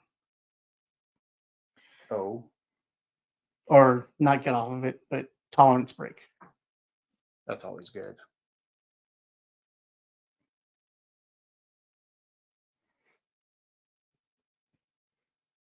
Yeah. I just want to right click and hit fill. Yeah, I wish I could. Phil. Phil. I do, you know, I do that sometimes. I want to ask you guys as Photoshop users too. You ever do that with like your clothes? Like you find a shirt that isn't, it's a little faded black, and you wish you could just autofill it Yeah. black to full black.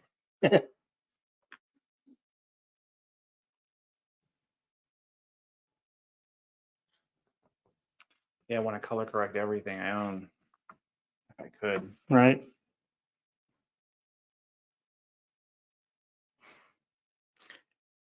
Oh, we got a heart. Somebody like this. Aw. Aww. Sorry for the advertising message that got dropped, guys. I have no control over that. StreamYard wanted to say, hey, give us $10. What was that? StreamYard is sends out an advertisement into our chat room Oh, really? I didn't know that. and click here and get $10 discount off your StreamYard account. I didn't say that. Right. Don't get me wrong, we would like your money, but we're a little nicer when we ask for it. We give you product instead. Oh, there is a Ko-Fi thing going where you can chip in and help us out with some iced teas for this draw session if you want. Head over to Forbidden Panel right now. You can see it over in the bottom left corner. Go Ko-Fi us some iced teas so we can have something to drink while we're here. It is hot. Well, it's not so bad, but it's hot out. I can lower the air conditioning if you want. This is a fully functioning office, sir. Fully functioning. Death Star. Yeah. Battle station.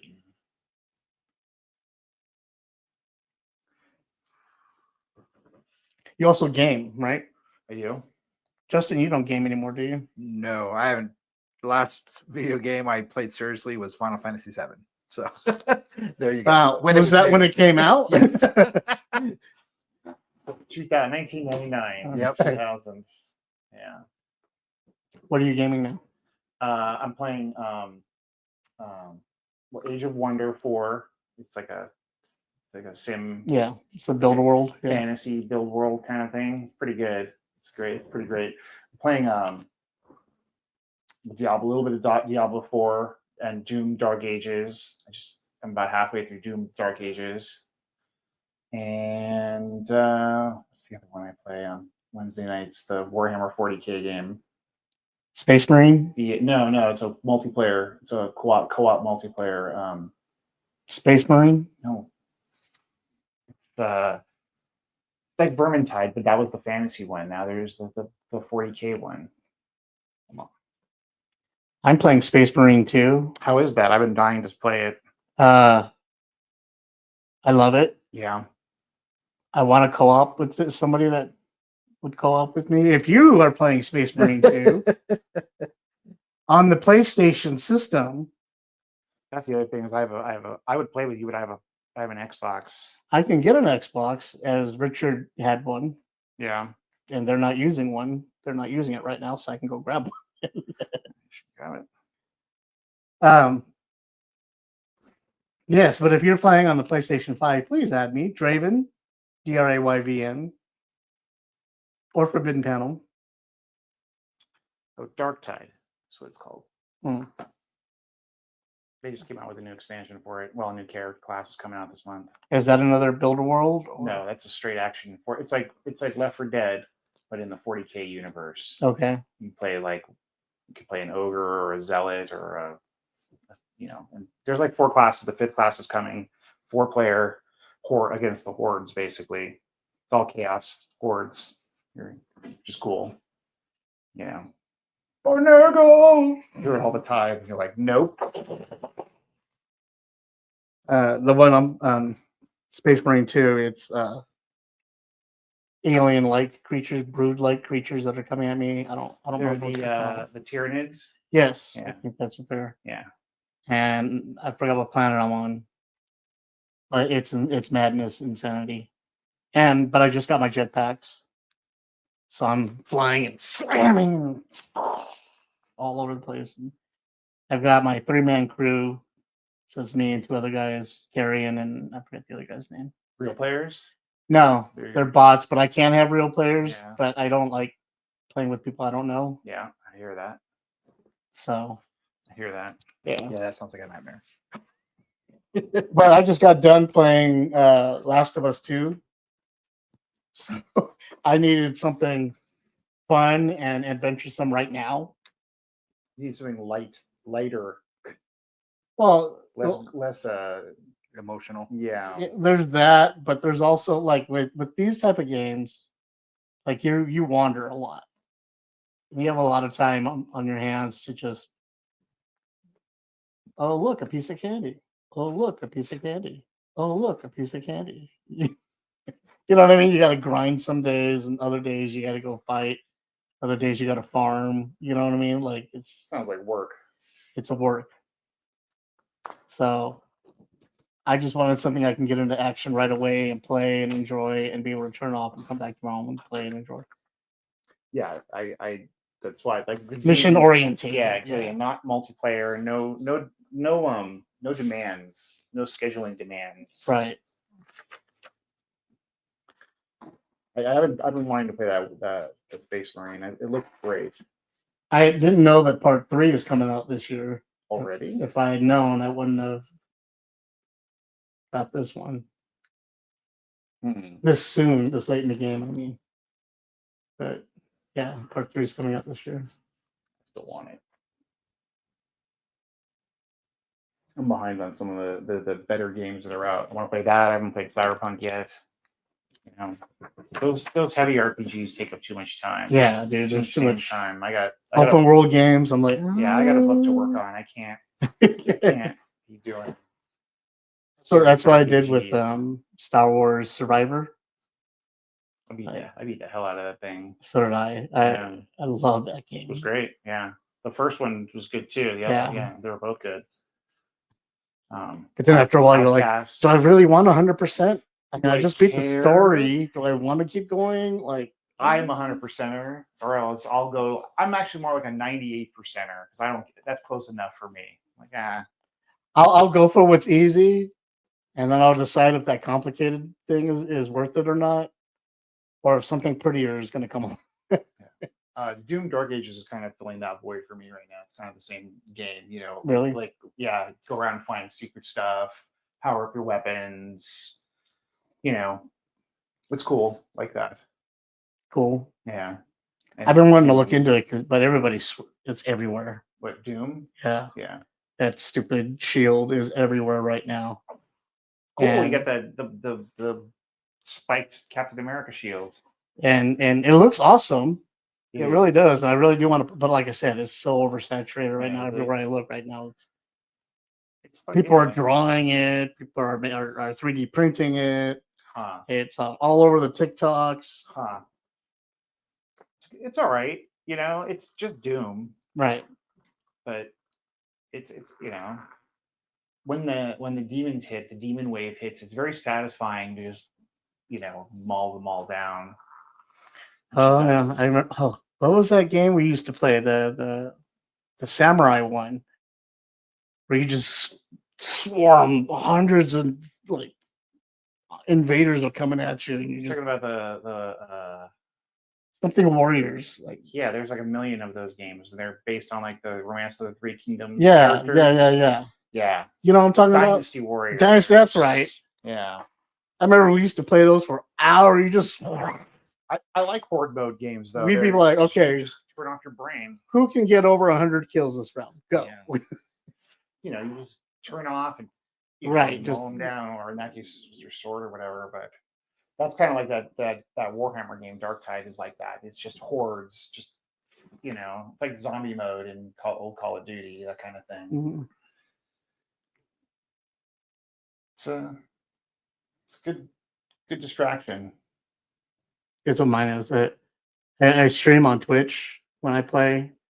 It was fun when I was doing a Last of Us 2 because I'd read all the notes in different character voices. So it'd be Irish and sometimes or Scottish. Just randomly choose. Just randomly choose, like, okay, this is a girl. Oh, my lass, where did you go? Have fun with it. But this one, I can't do that as much. So I just add my commentary, like, oh shit, move, motherfucker. I talk like I do. If I were to kill people, I relive the army days, is what I do.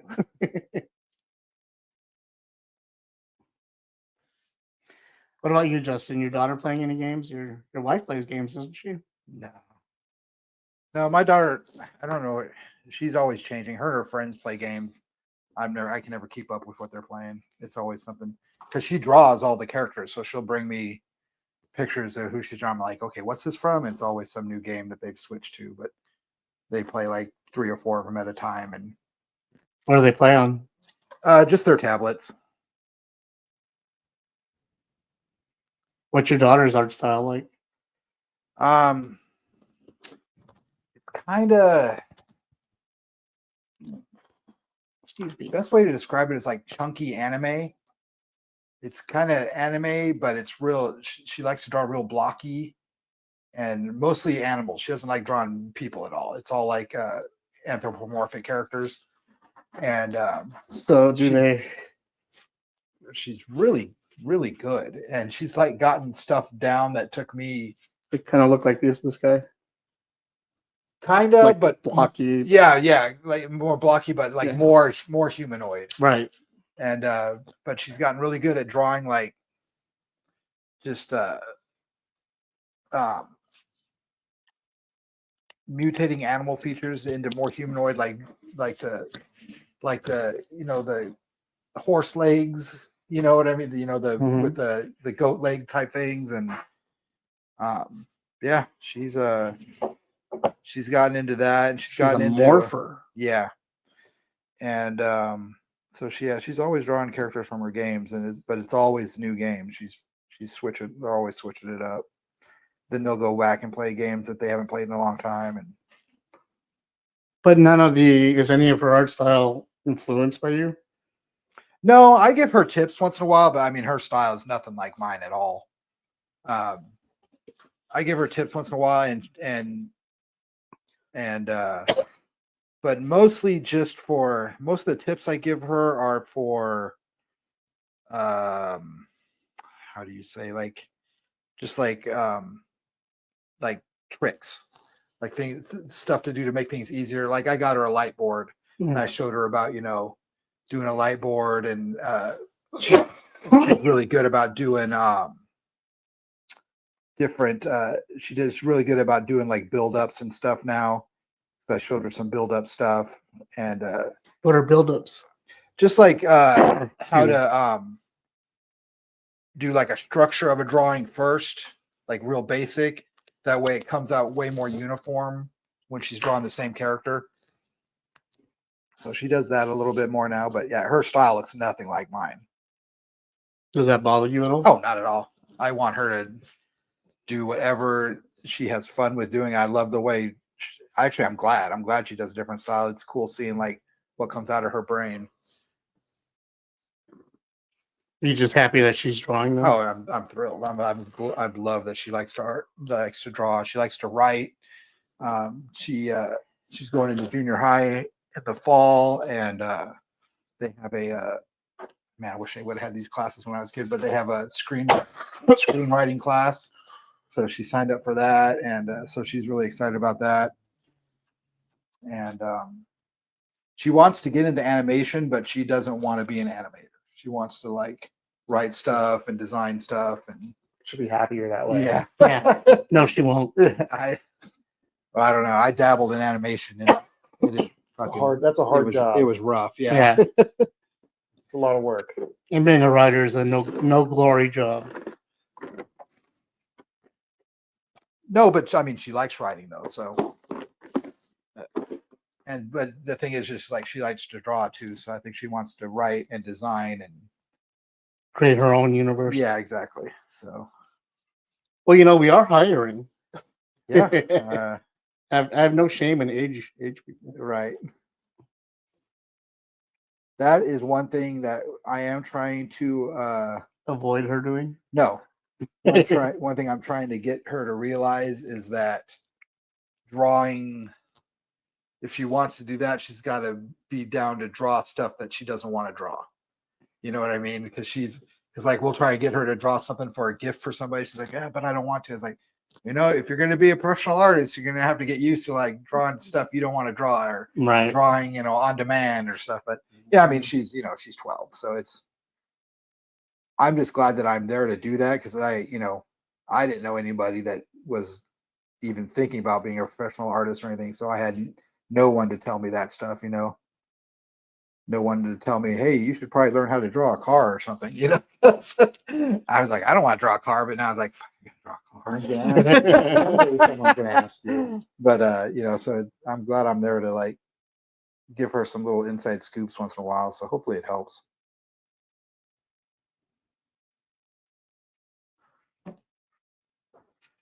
And we got another heart. Cool.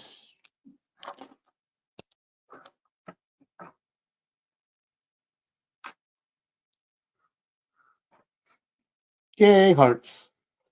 I'm gonna run to the restroom real quick. All right, please take your microphone off. Yeah, that's probably a good idea. I don't want to hear you crying while you're in there. I don't want to pull a Frank Gray then on everything. We did talk about this last time, but what do you think of the new Naked Gun trailer? It was not great. I thought it was mediocre. I don't know. What is Mediocre. Up with, yeah, mediocre. What is up with Liam Neeson? We discussed this before. The man was Hannibal Lecter. Obviously, he's not all that serious about his career. Or he knows at this point he's done everything he could with his career. He just wants to have fun. Well, You can't do Rob Roy every single movie he's in. that trailer where he comes out with the skirt, where he's the little girl And the polka dotted underwear. Yeah. and he's killing people with the lollipop. No. Now the joke with the cops' faces on the wall and you get to OJ's, like that was funny. Like there were some funny things in that trailer, but I don't know. Do you laugh at everything in a Naked Gun movie? No, because there's so many jokes you can only laugh about. Okay, then. 60% of them. But that like I don't know. The tone of that movie is gonna be I don't know. I'm not sure about it. I'm not sold. I don't think we needed another Naked Gun. Where's Leslie Nielsen? Isn't he dead somewhere? He's been long dead. Dead and loving it. Yeah, dead and loving it, just like the franchise should Just be. like Can't replace Leslie Nielsen. Come on, think about that. who says they're trying to? I mean, okay, look, Charlie Sheen did a good job, but he had what's his name to help him out with? Who was the old guy in that movie? I can't remember. Lloyd Lloyd Bridges.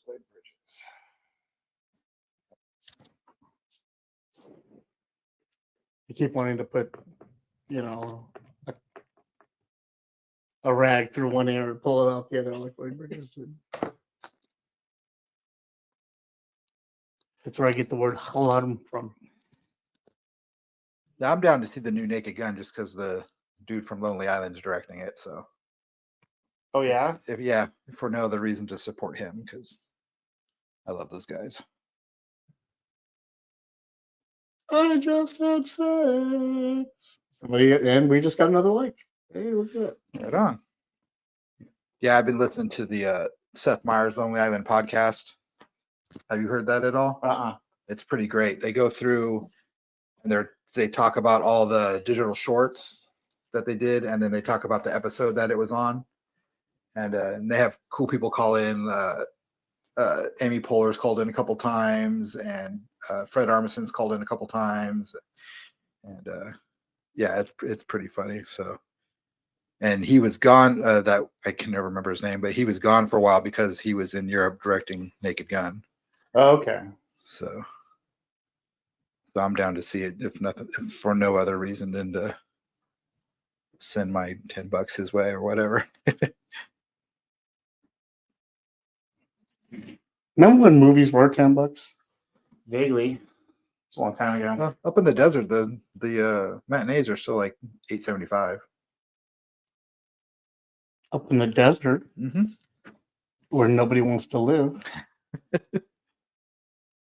Or even the Tilted Kilt went bankrupt. Yeah. Can't well, even still killed.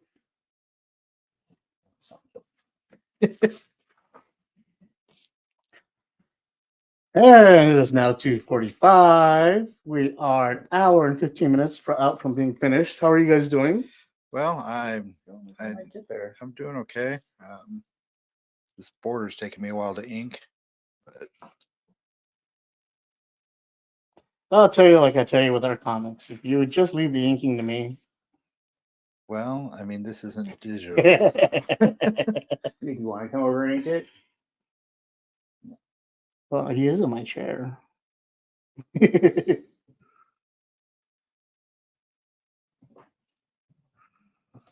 So we may have talked about what you guys were working on, but we didn't talk about what inspired it.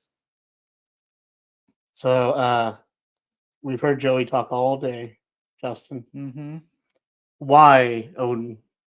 I don't know. I was trying to think of Father's Day theme, and the first thing I thought of was Creep Show, but I figured somebody was probably going to do that. I beat you. And I don't know. I was just thinking fathers, and then All Father just popped in my head, and I thought, oh, that'd be funny if it said Happy All Father's Day, and yeah, and I mean, I'm a big mythology fan, big fantasy fan, so. What version of Odin are you drawing? Are you drawing the Marvel Comics version or the original Norse version? This is way more the Norse version. It's got a couple little Simonson nods here and there. Those shoulder pads are definitely You got the shoulder pads. the shoulder pads are definitely very Walter Simonson, but for the most part, it's pretty standard Norse mythology. Now, for those of you tuning in, I don't know if you normally get as much name dropping as we're doing here on the show. And I don't mean that as a bad thing, but No, yeah, we're just talking about the artists that influence us, and for us, it's all about immediate identification and recognition as far as styles go. yeah, Like, you just mentioned these names, and our minds automatically, okay, yeah. got it. And in no way, shape, or form, I'm sure these guys don't believe that they're anywhere near as good as they are. But What? No. What? but I think they are. But I'm just Those are the people that made please. us. Yeah. What do I know? Those are the people that made us. Yep. We are, made it how we draw. She almost looks like Pris for a second. Who? Pris from Blade Runner. Oh, right. Just put the way the eyeshadow. The is coming black out. around the eye. Yeah. Now, why Creep Show? What do you mean, why Creep Show? Why? Why it's Father's Day. It's one of the greatest Father's Day segments of all time. But Creep Show is it's bulletproof. It's the greatest anthology film. Why? Oh. What does it mean to you? What does Why? it mean to me? Well, I mean, it is a perfect adaptation of the comic book style of that, like EC Comics thing. sure, First yeah. of all, like, it's colorful the way it's shot. It's got you remember how like the deep colors it switches to. Total 70s. And it's It does got the a big flashy like backgrounds. Yeah. and- yeah. and it's got the animated bits to it that the segue between the different Mhm. pieces. But all the stories are just perfect. The one with Ted Danson, and Leslie Nielsen again. I can hold my breath a long time. I mean, it's like the granddaddy. It's not the first of the anthology films. That's more like Tales from the Crypt or from the 70s, those British horror films, but the Amicus films.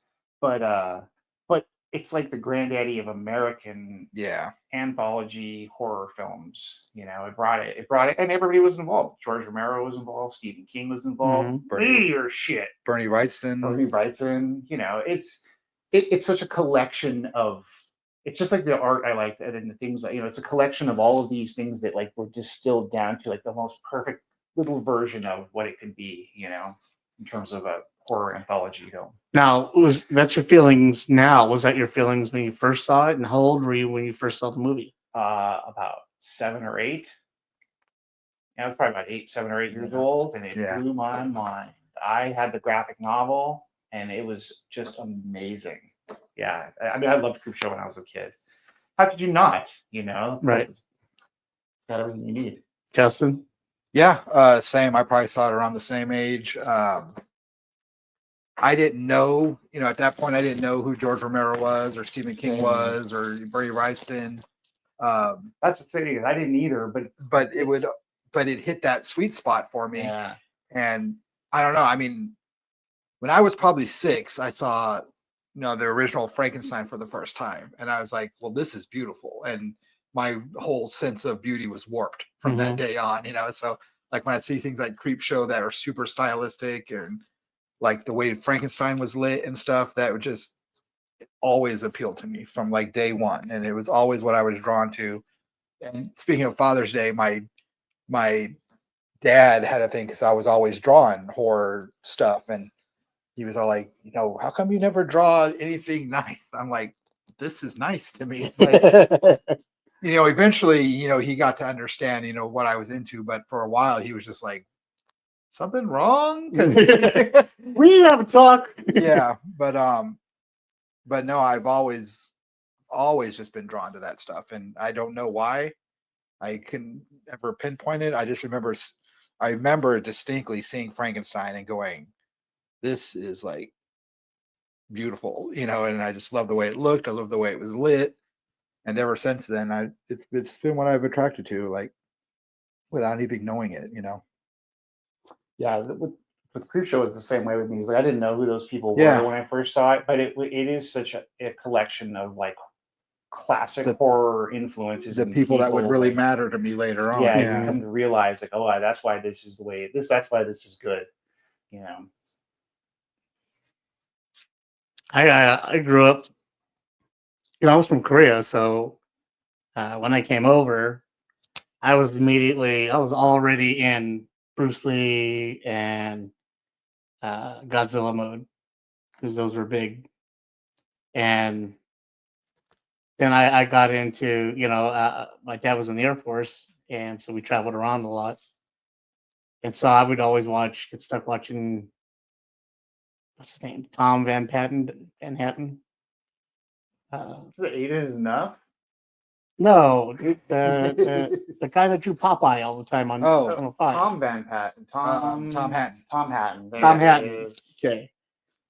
So that's who I would watch all the time as a kid on Channel 5 because he was introducing Popeye cartoons. He was drawing them too. And drawing them and doing War of the Gargantuas and Godzilla movies and all these classic horror movies. Yeah.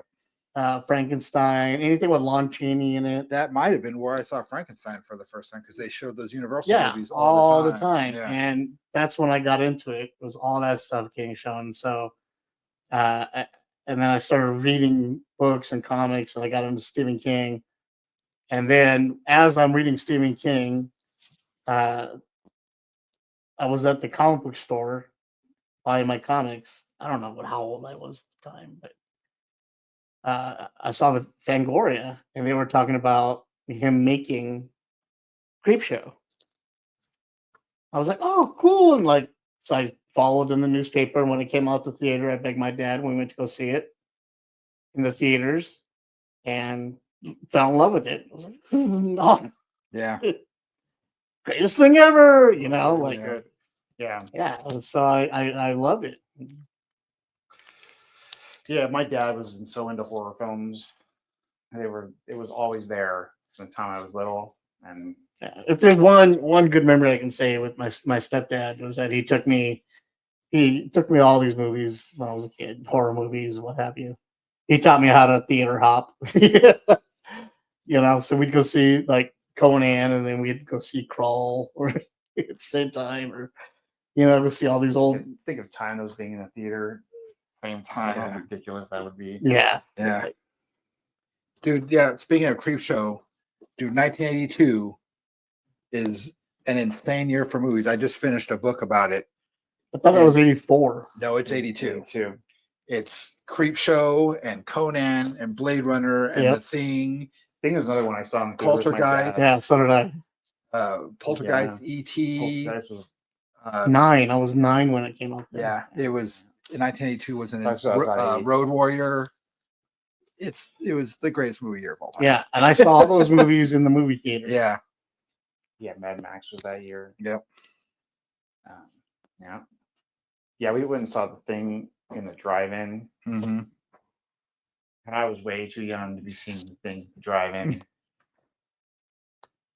Thing, American Werewolf in London. Yep. Man. Again, American Werewolf in London, another great like horror comedy. Yeah, that's one of the better. That's got to be like a top one, Yeah. you know, because it's Anything that Joe Dante and Landis, Yeah. they're kind of like the kings of the horror comedies, or they were for a time. You Yeah. know? for a time, yeah, before Yeah. Ghostbusters. Yeah.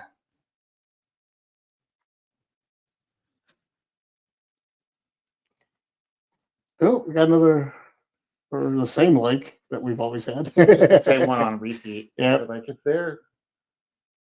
See, you guys are getting an education. Hopefully, you're old enough to appreciate it. If you're not, hopefully, you're writing all these movies down on a list. Go check them out yourself. Creepshow is definitely a highlight. I can't say enough good things about that movie. Even now, it holds up. Still Yeah. holds up to this Silly, day. but it's good. 43 late years later. Dear Lord. Yeah. It's a good one. It still holds up after all this time. Creepshow 2 is also really good. though. It certainly is. Yes, it is. The That's- raft. Yeah, that's the Yeah, one with the yeah. raft. Yeah, Yeah. the raft was the best one. That's good stuff. The raft was the one that shows that horror itself has a sense of humor. For me, because it's like first it gets that chick on the raft, I beat you. and then it gets the guy that wins on the beach. Is like, nope, that's the Samuel L. Jackson shark movement right there. Yeah. Deep blue sea. Yeah. So good. Yeah.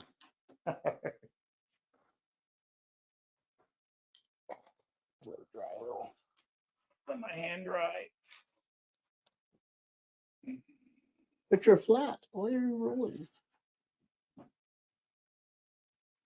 Hey, and since you're here, we'll be able to scan it here. I guess that's true. Yes.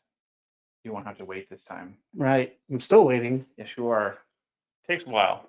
Months for me to scan. It's still scanning right now. It's like, You know, it's okay because see all that? See that art? That's Richard's art. I have yet to give him back. So well, you're not gonna give it back now. no, I'm not. Jerk ran off before I could give him his shit back.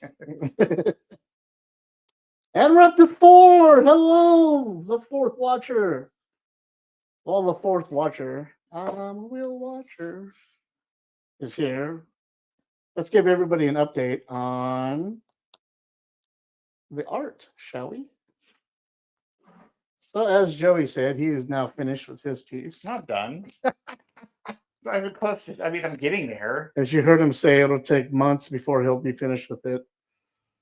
But I'm gonna do the hands still. for now, it looks really The good. hands. Hands and blood hands. This is what Joey looks like afterwards. I feel like I'm on the plate. Notice how they have similar water bottles with stickers all over them. Just one more place to put art. Now we have Justin's. I love thick ink lines.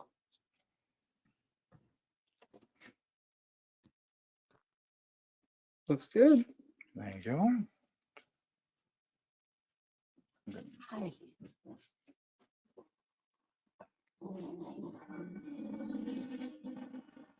It's like Frankenstein's castle in here. You don't like it, you know where the door is. I'm about to go. Sorry.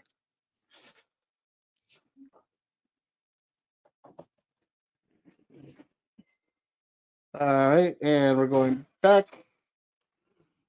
Oh, here. My mic. Yes, please leave your mic behind. Thank you.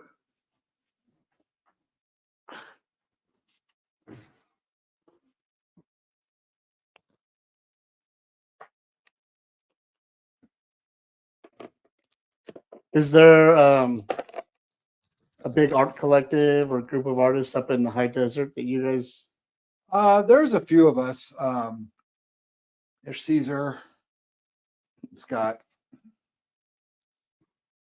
I don't know. I don't really do much out there anymore, so I don't know if there's any newer guys out there. But those are the two. Eric moved away, so only two I'm real familiar with. But we haven't gotten together and done anything in a long time. We're all just so busy. Life is stupid. Sometimes, yeah.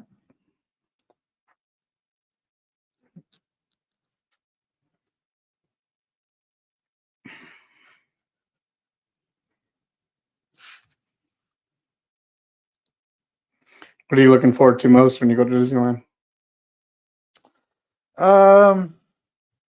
The Star Wars area, the Black Spire Outpost. It's always great. But I love all of it. I love Fantasyland, and actually probably the thing I'm looking forward most is the new Tiana, the new Princess and the Frog ride. They changed Splash Mountain over to Princess and the Frog, so I'm pretty excited about that because I love that movie. Drinks. Fridge. Fridge out there. If you, I'll come with you. Now I'm going to leave all the entertainment up to Justin. Justin's going to sing you a song and dance. So entertaining. Hi, everyone. Finally starting on some colors on here. I do have a little bit of border left to do up on top, but it's kind of a pain in the butt because the letters are there, so I'm going to leave it to last. Start getting some of these colors down because we are running out of time.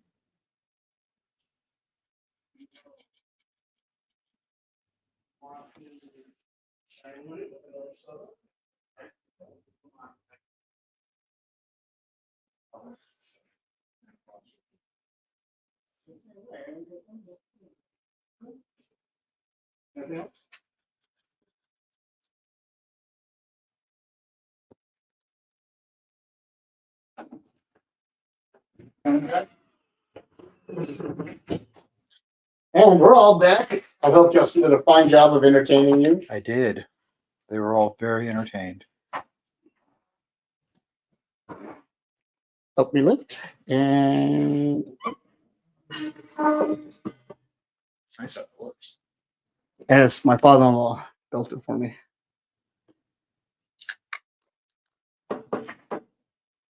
You can show it. I don't think anybody doesn't know.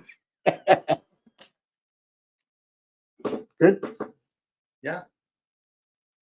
I don't drink a lot of soda, so it's always like sugar right to the dome. That's why I always put it in ice or I put it with something else, so it's not so sugary. Pretty sure. Oh,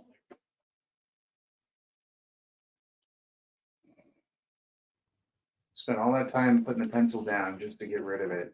That's why I'm looking at your method over there. I'm like, oh, Yeah, that's another big thing I like the light board for is like I don't have to worry about erasing. And I like having my pencils separate, left over or whatever. mm-hmm. Now, like if I ever did want to do like a Photoshop version of it, I have it all. I can just scan it in. Oh, yeah.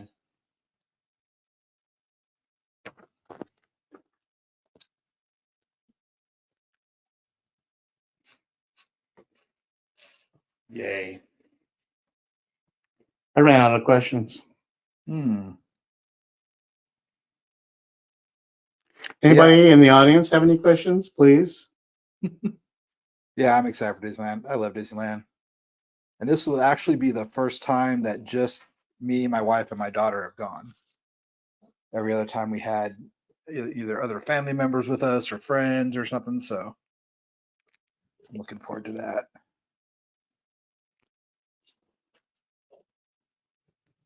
I'm a big Disney nerd, so I used to be when I could afford to go. yeah, I just mean in general, like cartoons and characters. I swear, in the past 2 weeks, Alicia watched Robin Hood at least 3 times. That's the best. It's a classic. Yes. I mean, if I didn't have the song memorized already, Ooda Lolly, Ooda Lolly, golly, what a day. Yep. No, I love Robin Hood. It's my favorite Disney cartoon. Sleeping Beauty is a close second, but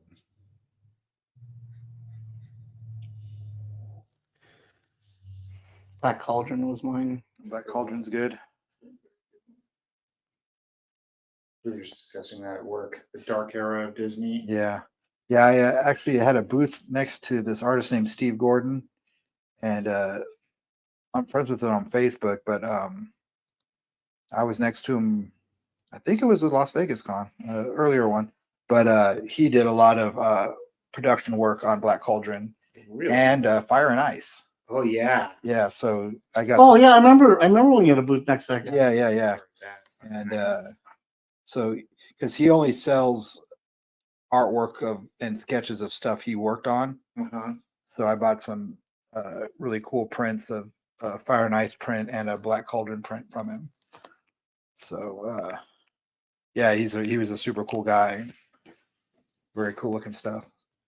But yeah, if you hit him up on Facebook, you can see some of his artwork. He did a lot of design work for X-Men Evolution too. Oh, nice. Yeah, so that whole the whole goth rogue, we have him to thank for that. So Thank you. yeah, Wherever you are.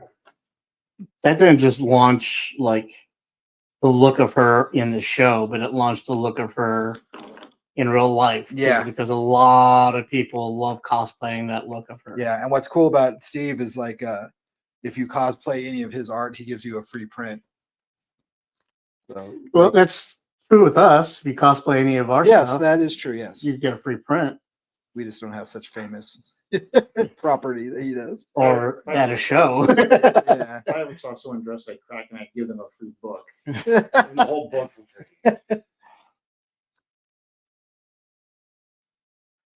The list of things I would give you for free, I cannot say on this podcast because it would scare everybody away. Let's just say, Use your imagination. right. Free FP shit for life.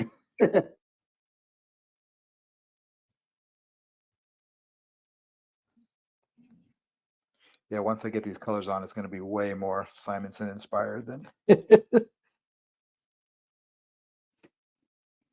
What are you guys looking forward? Oh, I realized what new movie came out that I wanted to go see. And I wanted you guys' opinion on it. Well, now you don't remember. Yeah. No, I remember. Kung Fu. No, not Kung Fu. Karate Kid. The new Karate Kid movie came Karate out. Kid There's a Legends. new Karate Kid movie? Yeah. I didn't even know that. Um, Is it based off the show? Is it coming off of the Cobra Kai show? Kind of. It's where Daniel LaRusso is in it, Mm-hmm. but only because Jackie Chan went looking for Miyagi and found Daniel LaRusso, and he asked Daniel LaRusso to come help him train this new kid for a tournament. Okay.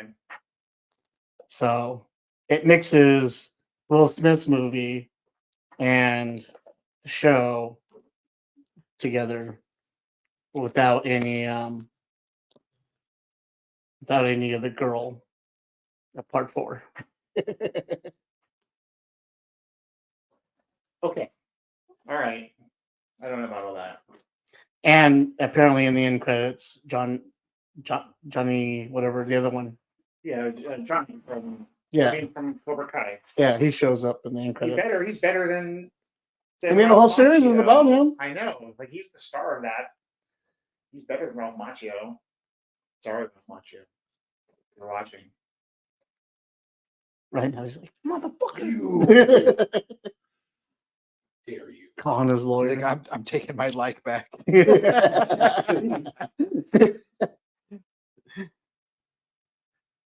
But with that, what movies that are all coming up next are you guys excited for?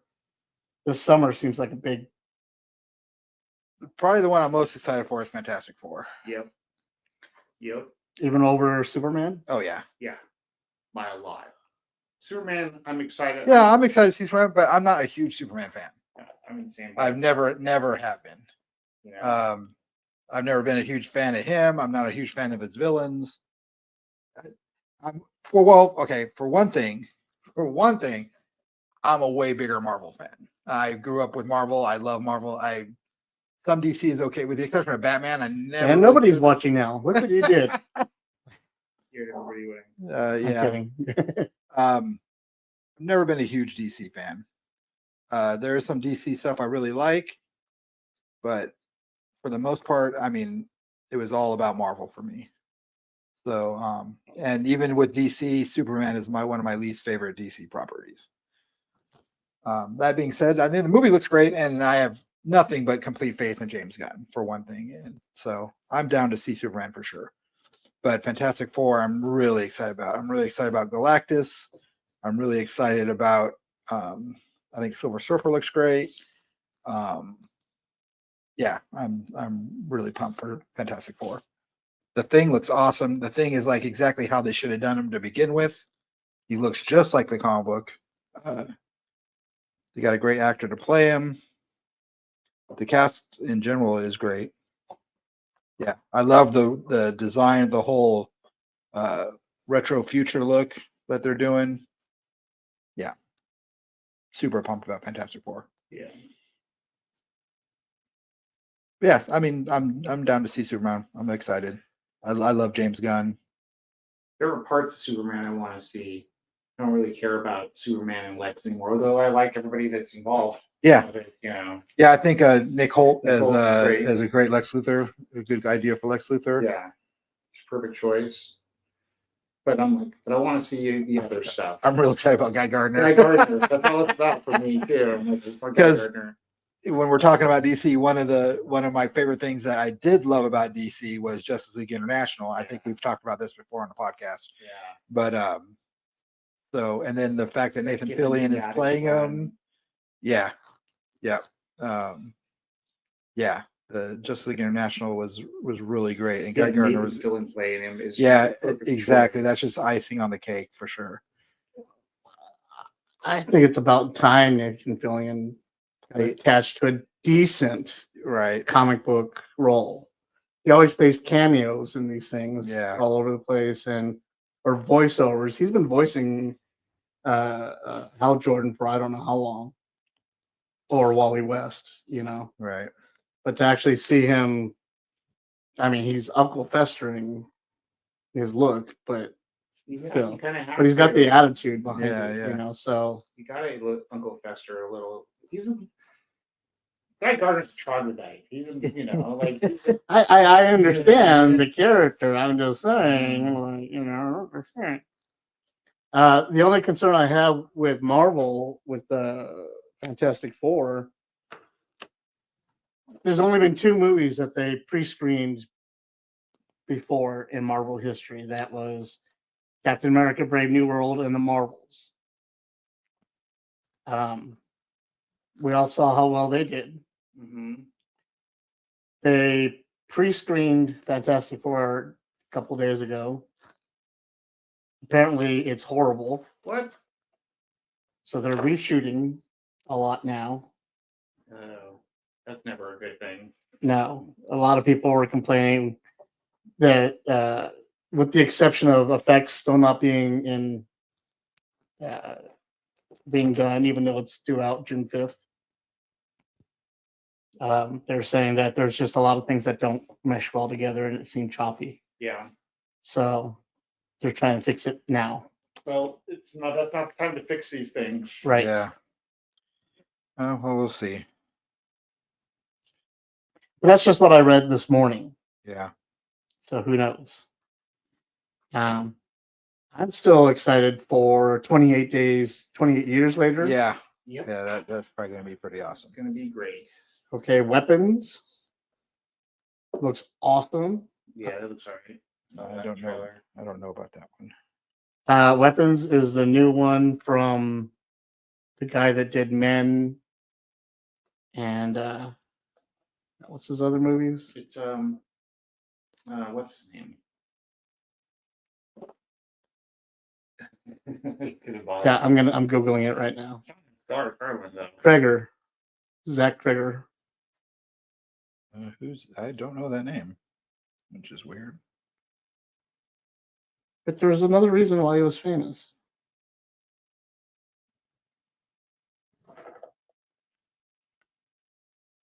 I am excited about the Phoenician Scheme Yeah, I'm gonna go see that. because I am a huge Wes Anderson fan. That looks silly. Yeah. I'm not a fan of Wes Anderson at all. I- I am excited for the Now You See Me, Now You Don't sequel coming out. I've never seen any of those. Jurassic World looks. Yeah. We'll see. Yeah. Yep. Him looks okay. Mhm. Him, the new one from Jordan Peele, Yeah, that looks alright. the football one, Zootopia He only 2. produced that though. Yeah, he yeah. only produced It it. looked pretty good. Black Phone 2, Yeah, I haven't seen the first one still. I haven't seen it. Ron Aries, Yeah. That looks good. Megan 2.0. Yeah, I like Megan. I'm gonna go see the second one. So did I. Happy Gilmore 2. No.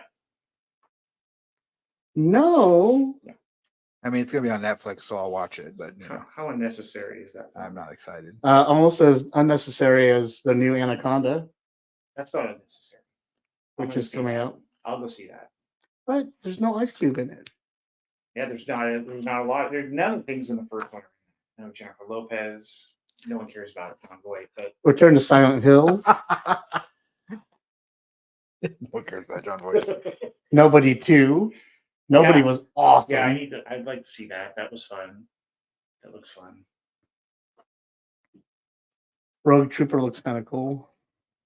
Oh, from the comic? Yeah. Oh shit! I didn't know about that. Didn't know about that either. I'm very excited. I mean, I love 2000 AD, so hell yes. And then Predator Badlands. Yeah. Yeah, hopefully it's good. You shut your whore mouth. What? I just said hopefully it's good. It will be good. Okay, well, I hope so. Because fucking Prey was fucking phenomenal. Yeah. I love Prey. They should just do that. Here's a Predator movie set in fucking World War Same II. guy. Yeah, I'm just saying. That's what I'm saying. I hope it's good. They really should just like stop playing around. Give us what we want. Yeah, Put them in different samurai time times. eras. Put them in Yeah. different genres. Put them Yeah. in different Well, there's timelines. that animated Predator out that's coming out. Well, yeah, He's that's gonna be in the he's gonna be in Bloodlines or whatever. Yeah. different timelines and stuff. Cool. That's what I Or want. something like that. I'm more excited. Like that's going to be really exciting. Seeing him go through all that, but the one, I don't know where I was going with that. The Prey was awesome. Yep. Aliens, Alien franchise. Alien Earth Yeah. gonna be where it's at. Yeah. That's where it's gonna be That where looks it's at. great. Yeah, I'm excited about that. Did you see the theory about all the skulls you saw on the ship? No, I did not. Oh, oh, you need to. Oh yeah. It's got everything from the aliens from Independence Day. Like, didn't they do that though in like Predator 2? I mean, I know Independence Day wasn't out then, but they put like Yeah, they showed alien skulls. They show alien skull, yes, Yeah. but and this one has the Xenomorph skull, has the alien from Predator 2. The alien from Independence Day has a bunch of different aliens from different franchises. Their skulls hanging up. It's pretty awesome. I think I saved the picture. Gallery. Are you gonna go see Ballerina? Of course. Yeah, Looks pretty I'll good. check it out for sure. Yeah. I mean, even if it didn't, it's Ana de Ramos. And yeah. I did see the trailer for damn, what's it called? Totally drawing a blank. The fucking superhero John Cena show. Peacemaker. Peacemaker, yeah, the Yeah. second season that looked great. I haven't seen the trailer yet, but I'm gonna watch it because the first season was just so good. Ty Gardner's in it. Yeah, After you guys were telling me that Yeah. Gardner was in it, I have to watch it then. yeah, Sorry. it looked pretty funny.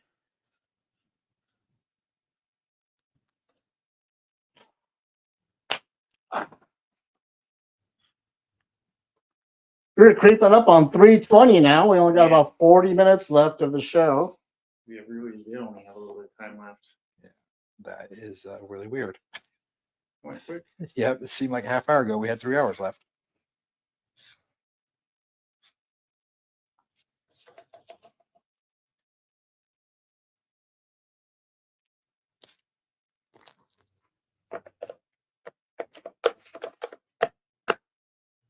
All right. I'm gonna add a level of gray.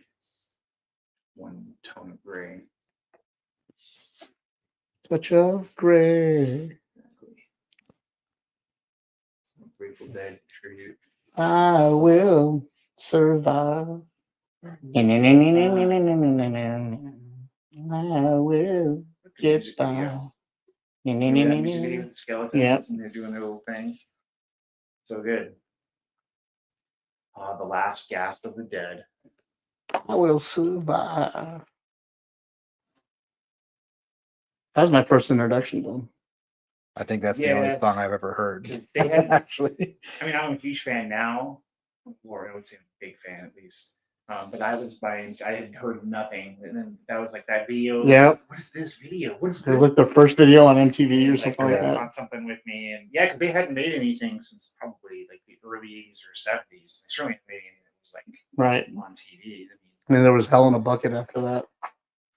and Going to Hell in a Bucket, baby. then Jerry dropped. Like an ice cream flavor. You forgot to put your mic back on. Oh, yeah, I did. Where is it? It's right here. I will get by. Mark myself. Look at me. No, it's just the one from earlier. Good.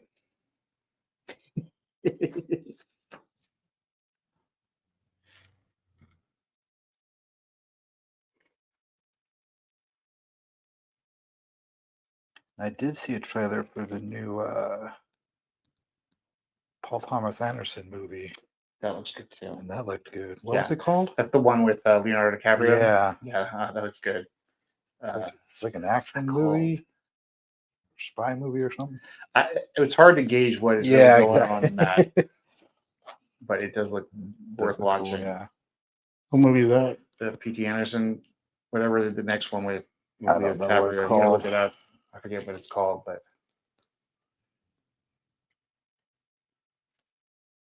the ice cream man.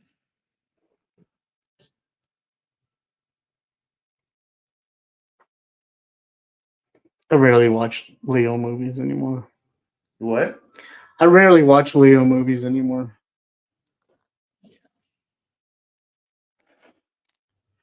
I think the last one I saw was that on Netflix about the meteor coming to the Earth. Don't Look Up. Yeah, And I watched that one. Jennifer Lawrence. It's pretty good.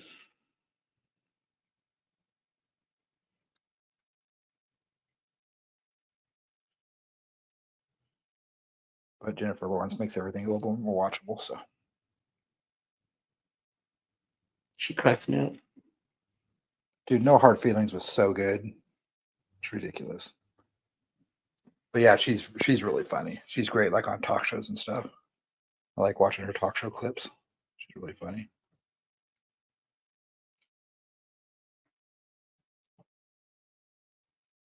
Don't mind me, guys. I'm just watching Joey finish up, and I. Hovering while I. Well, no, it's just tripping me out how you're deciding what gets great and what doesn't. And I can never figure that out.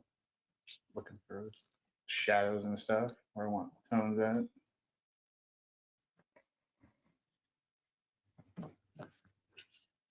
If you really want it to pop, you'll yellow those candles. Yeah, but I don't have any yellow with me. I don't think. I got some yellow if you want to use some. Do I? I guess I could. I'll certainly. What if I just made the candles like red and with yellow, orange, or with yellow? Yeah, that'd make it pop too. I mean, if it's as long as it's the only thing of color on there, Yeah, it would be. It would have to be. then that would look good. Not to be racist or anything.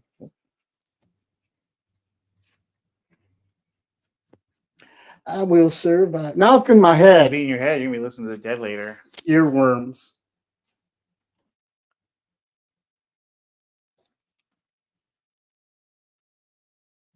Do do do do do do.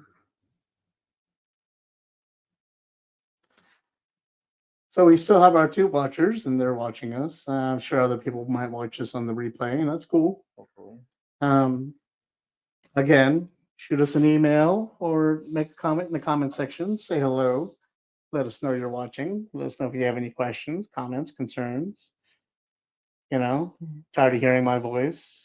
Also, if you have any ideas for future themes, Yeah. Yeah, that might be a shoot good them idea to too. us. Yeah. Our next one will be in July, I'm guessing. We're gonna do a 4th of July. I don't know about that. I don't know about that, but is there another holiday in July? Yeah, I don't think so. Oh no. We can do an after Independence Day one, right? I mean, yeah, we don't have to be on the. We're not actually on Father's Day today, so We're, yeah, we're technically not even in June, but yeah, it doesn't matter. So if you can think of a next theme, let us know. We'll be aiming for July if the guys have time in July for one. Probably. We can make it about explosive body parts. Yeah, we have a random theme. That's why we need suggestions. Make a competition. Whoever's theme gets chosen gets a print. That's a good idea. All right. You hear that, everybody that's tuning in? Suggest a theme for our next live draw, and you will win a free copy of any one of the prints that are drawn during the live draw. There you go. Your favorite one. What's with the wolves howling? Wolves are at your door, AJ. Coyotes. They come with the illegals. Well, they helped them over. That's right. And 30 more minutes. And I am not going to finish. You never took coloring for speed classes in college? No. God, no. You're just like, the filling in the border totally. I should have done that last because it totally ate up all my time. or maybe you should have done that before you got here. Not true. I mean, I was sitting here for like 2 hours before we started. I should have done that border. No, instead you were just napping. Yeah. Lazy.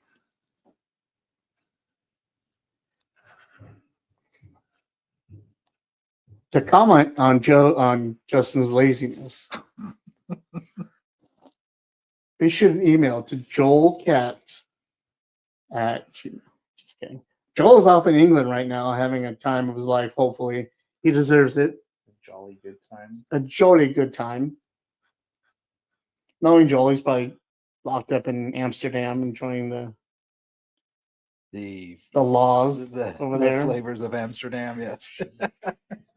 breathing in deeply, as one does in Amsterdam.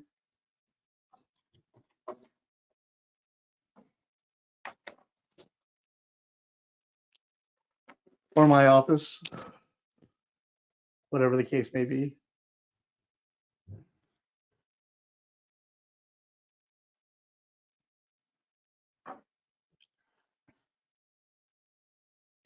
Do, do, do, do.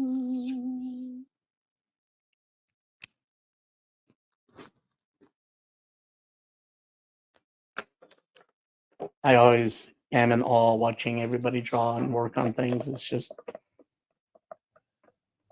awesome for me. Oh yeah. Man.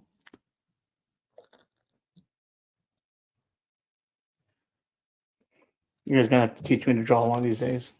Yeah. You ready for some lessons? Letting you know where to begin. Well, I might be ready, but my arthritis definitely isn't. Yeah, I can't imagine trying to teach people. Problem is, I don't have fundamentals. Yeah. Really. Yeah, I didn't learn by being taught, so I have no idea how to teach. I just kind of jumped in and started doing it, and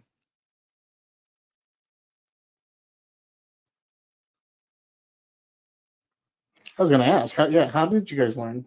just looking at artists I like. They're in comic books. Yep, for sure. I mean, later in life, I took classes. Yeah, I here took and classes there in too. college and stuff. But most of it for forever it was just me looking at stuff. Yeah. When you took the classes in college, what kind did you take, and what did they teach you? Basic art classes, they do teach you. They'll teach you some composition and and some technique, but it wasn't anything that I found very useful. To be perfectly honest, but I didn't stick it to it. I didn't stick with it very long. So that was Yeah, it's on kind me. of hard going back and learning. It's way easier if you like start off there.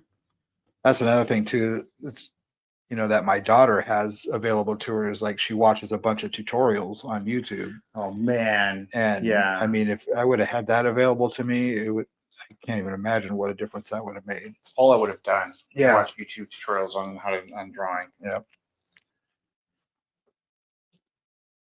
Yeah, there were no resources like that. We were literally like tracing Yeah. books, trying to figure out form and stuff. I mean, Getting your hands used to muscle memory with Yeah. styles and I stuff. mean, it wasn't until like high school, like later on in high school, our library got like how to draw comics the Marvel way.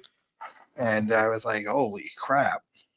I got my hands on that pretty early. I was like probably in 5th or 6th grade. Yeah. I got that, and that was a game changer. Yeah. Even though people talk crap about that book now, I mean, there back was then, nothing yeah, else. there was nothing else there was art books, but there was nothing else that was strictly about comics for sure. Well, and it's not like you could go. There was no Amazon, so Yeah. you couldn't. The art books you found, they were just whatever the Yeah. store happened to have. Yeah. So good luck with that. Or whatever your school library happened to have. Yeah.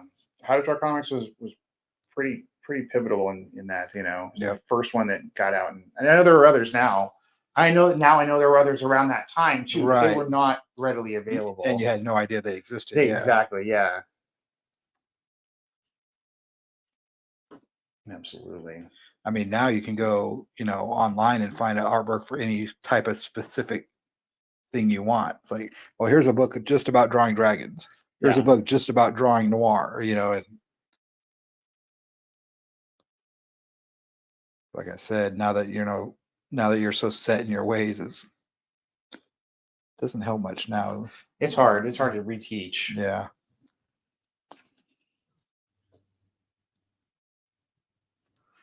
But it could be done. It can be done. Old dog, new tricks.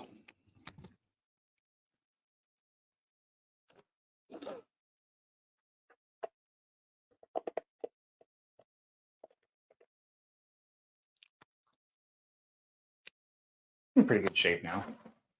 Mm-hmm. That looks great. Really good. I did not bring any color markers though. Just grays. So if you want any, let me know. I got. You have a yellow and Yeah.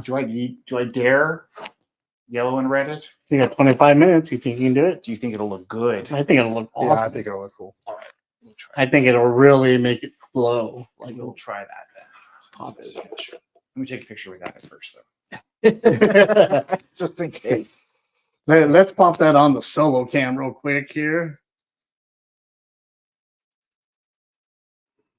That's perfectly fine.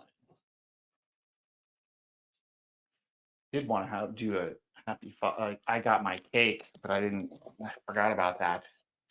I intended to do the Oh yeah. Nice.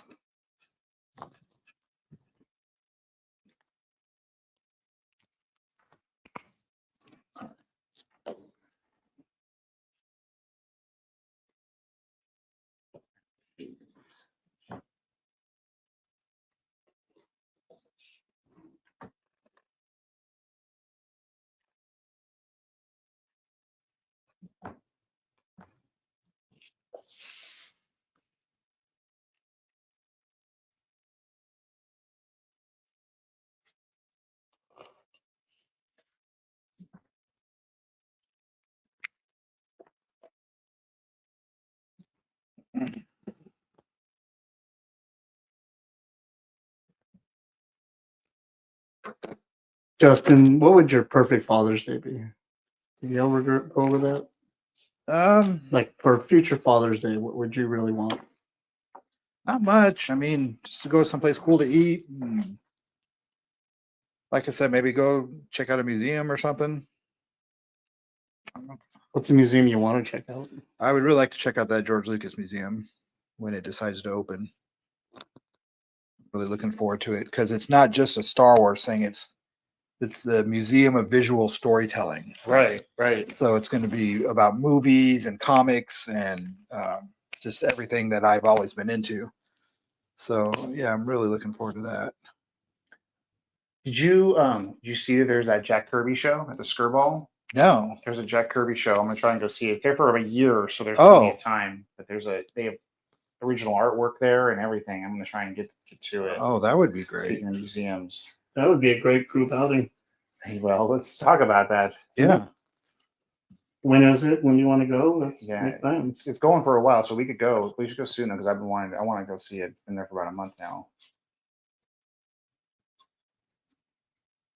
Yeah, I was bummed I missed the Guillermo del Toro installation when it was traveling through LA. I saw that. That was Yeah.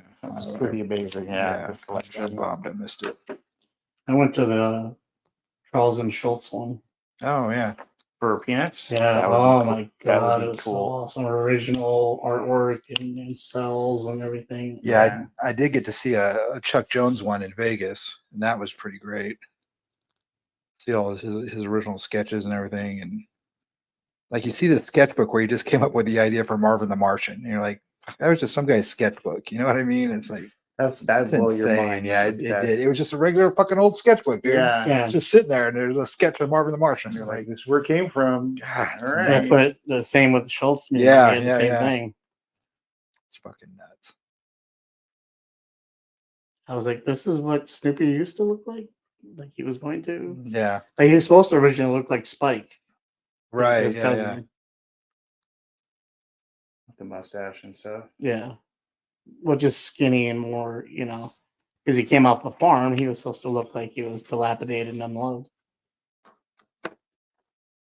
That's crazy. I like it. Yeah, me too. Came out all right. Oh yeah, it totally pops. Nice.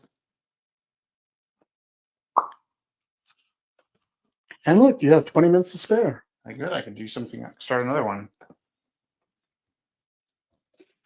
I show you pages, but you're on like Huh? we're recording. Otherwise, I'd show you pages. Oh, you don't want to reveal the pages? No, You hell no. can show me the pages. I'm not, we can be off camera. No. It's all good. I'll wait till we're done.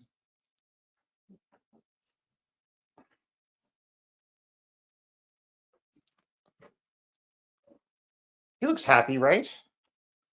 We got his cake. Of course he's Got his happy. cake. He's happy. Shouldn't the worm have a top hat? The what? The worm should have a top hat and a monocle. Well, that's got to go in post. We're not doing it this time around. I'd have to white out it. I don't want to break that out. Well, if Joey is done, I'm going to save his reveal until we get to the last. I'm gonna keep noodling till we're done. Yeah. Why not? And I don't know when to stop sometimes.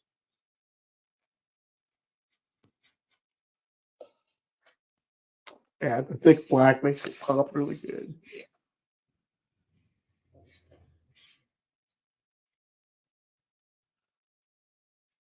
Want more like grossness though. Doesn't feel gross enough. Well, we'll have like chunks of his face falling off or something. Yeah, that's what it does need. Like, A flap or something. it's too late now, but again, if I go to fix it, I might add something like that. Some like grossness here. But it would need to come from the inside. Where he came from? Where did he come from? He came from swamp, right? He's in a grave. He's in a graveyard. Graveyard. So yeah, She was drinking on his grave and talking crap right. about how he deserved to get hit in the head with the The ashtray. ashtray. They should put a cigarette butt hanging out of his head.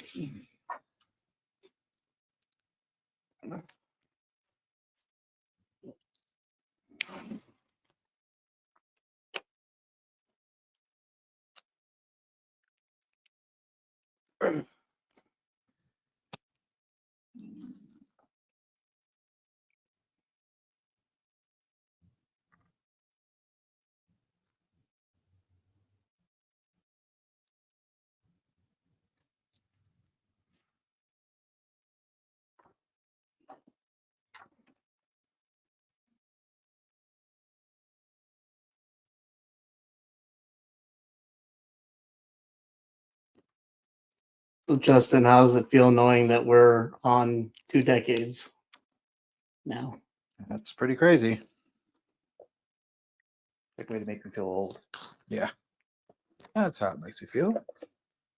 No, it's cool. It's I mean, it's been fun for sure.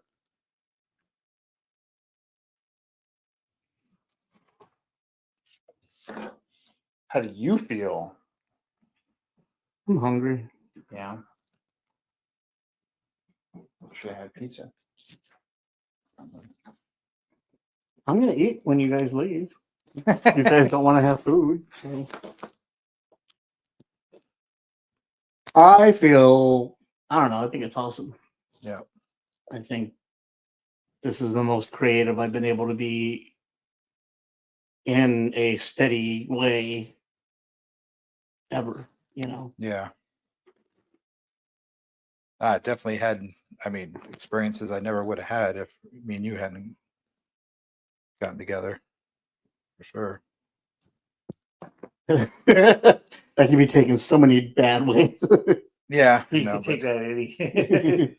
but I mean, as far as, art and conventions and just all kinds of cool stuff. I think just not only where I've gone in life, but where I've gone physically too. Like we've been to a lot of different places Mm-hmm.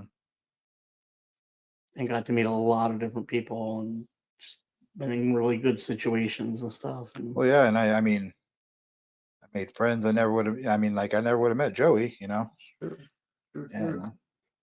sorry, Joey. me and Joey ended up having a whole lot in common, and Yeah.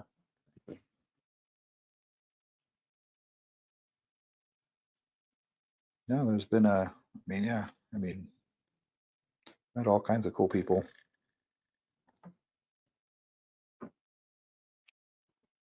Now we just got to get back to shows someday. Yeah. One of these days. Someday.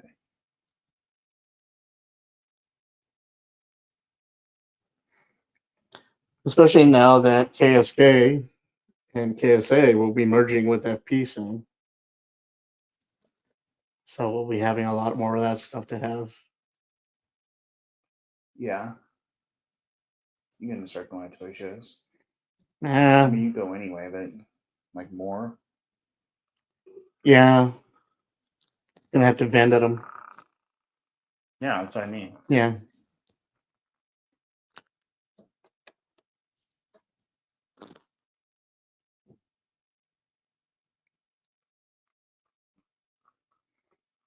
I had this great idea for a business though.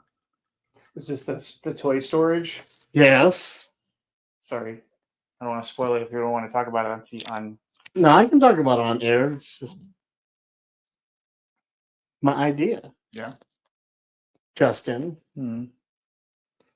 what if we all went in and bought us a big warehouse, like a Price Club or something, older one, and then we rented out space for people that don't have space for all these figures in their home, guys that want to build dioramas but they can't because they don't have enough garage room or space, stuff like that.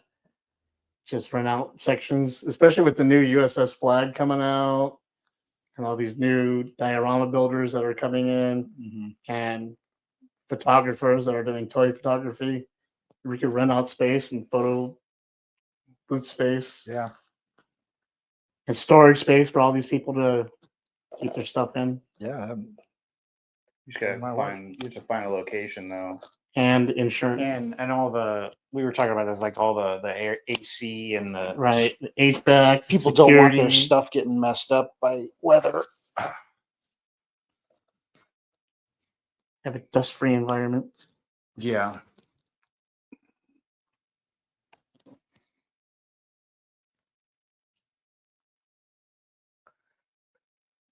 We can call it forbidden storage.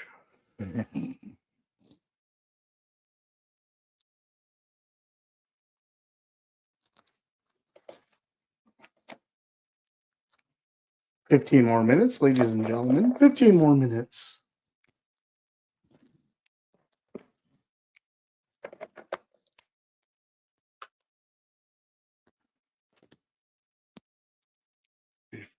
More minutes.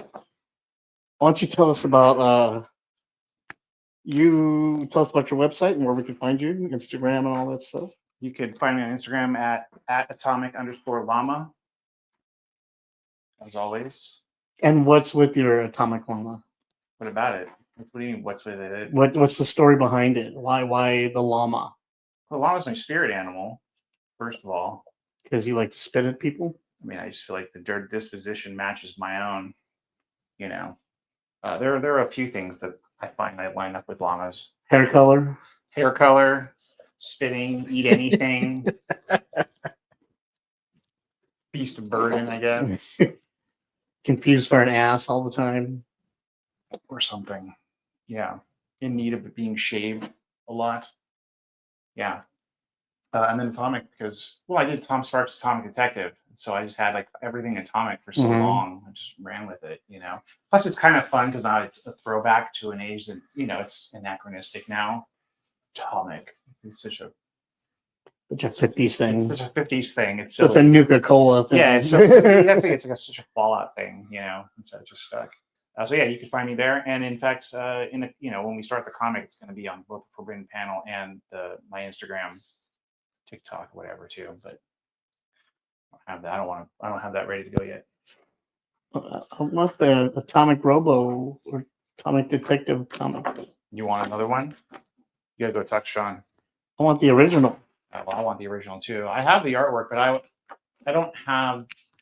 I'd have to upscan. I have to rescan it all and redo a lot of it because we did it so long ago. The resolution's terrible on some of that stuff. I don't know. I gotta look at it. I was building a book, like a collection for a while.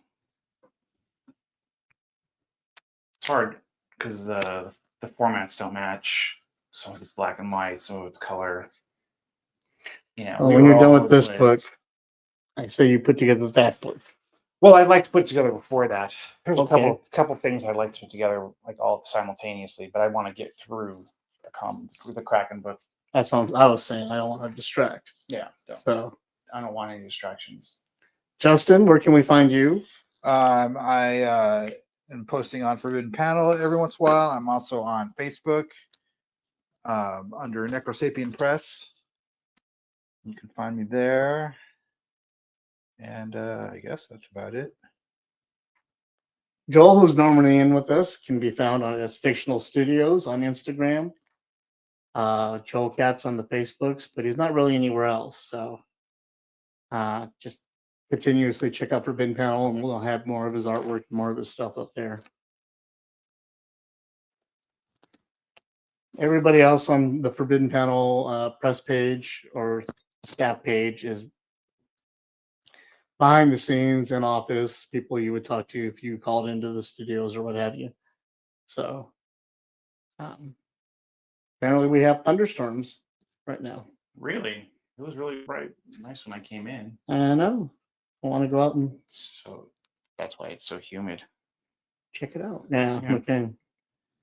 We have 10 minutes left. In about 5 minutes, I'll take the camera over to check out what Justin's done and Joey's finished piece that he's just sitting here and Yeah. letting fester. Yep. Uncle Fester. Just looking Like at Guy it. Gardner. I'm just looking at it, deciding when I If they were to do a comic book adaptation into a film, what would be the one storyline you'd want to see from any comic book? It doesn't matter.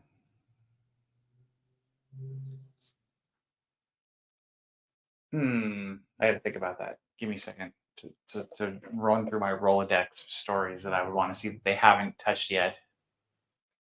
I saw this is one of those ones that would have probably made my list. The Authority is on the list of the phase 1 of the new MC or DC universe stuff. I'm very excited to see what they do with that. Especially with Midnighter showing up in the Superman movie. Is he really? Yeah, Midnighter and Apollo are supposed See, to that's- cameo somewhere. That's what I'm talking about right there. That's gonna be cool. You and I are on that page right there. Yeah, I'd like to see. I want to see the Authority and see what they do with that. What James Gunn does with it. Oh man, but That's gonna be they're not going to wild. end up in Godzilla's skeleton though. No, but it will be one of the they're gonna battle giant things and it'll be over the top and Yeah. offensive, maybe. I think they probably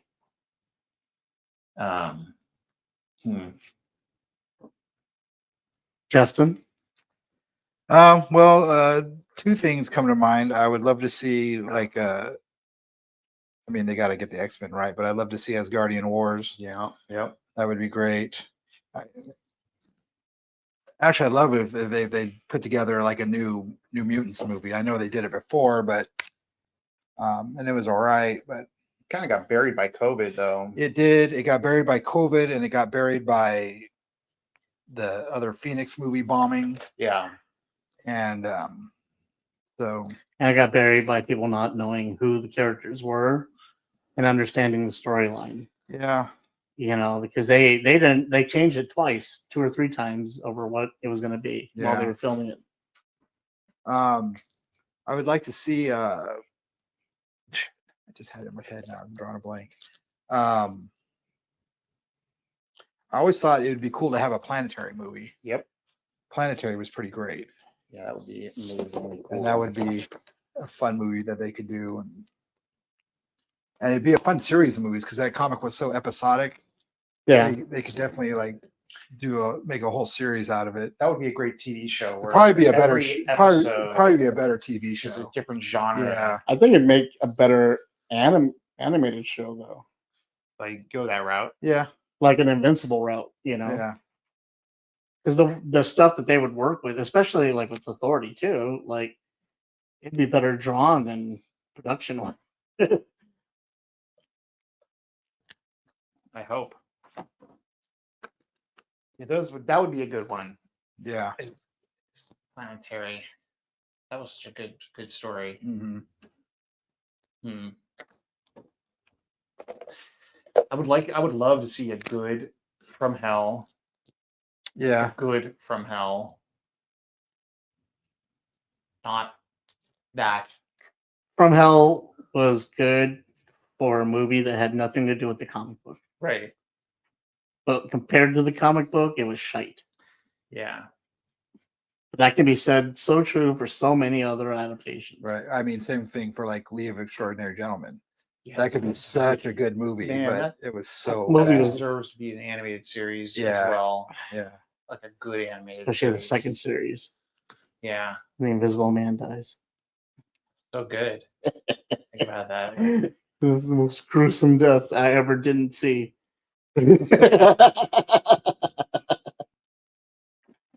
Yeah, that was good. I would like to see like the Invisibles someday adapted. Mhm. That was fun. I really love that book. Blew my mind back in the day. There aren't a lot of superhero stories that haven't been mined Right. because I stopped at a certain point reading superhero books, and they've gotten through a large chunk of the Of ones. what Mhm. the ones I'm familiar with. Yeah. And all the classic stories, they're chugging through them now. So, I'd still like to see the Mutant Massacre. That'd be fun. Yeah. They get it right. Right. You got to establish everything first. It's a lot. And that's the thing. And that's, just like with Thunderbolts. And I mean the comic, not the movie. Like there's they can't do that without years of backstory. That's why the Phoenix movies are always terrible because you need Yeah. so much. You can't start off with Dark Phoenix. No, It you have to doesn't- know it- who Jean and Grey not is show the her- X-Men And not show her powers in full effect as it is anyway. Yeah. Like Yeah. if she's not flying around in the center of a fiery bird throughout the entire fucking movie, then you're not doing it right.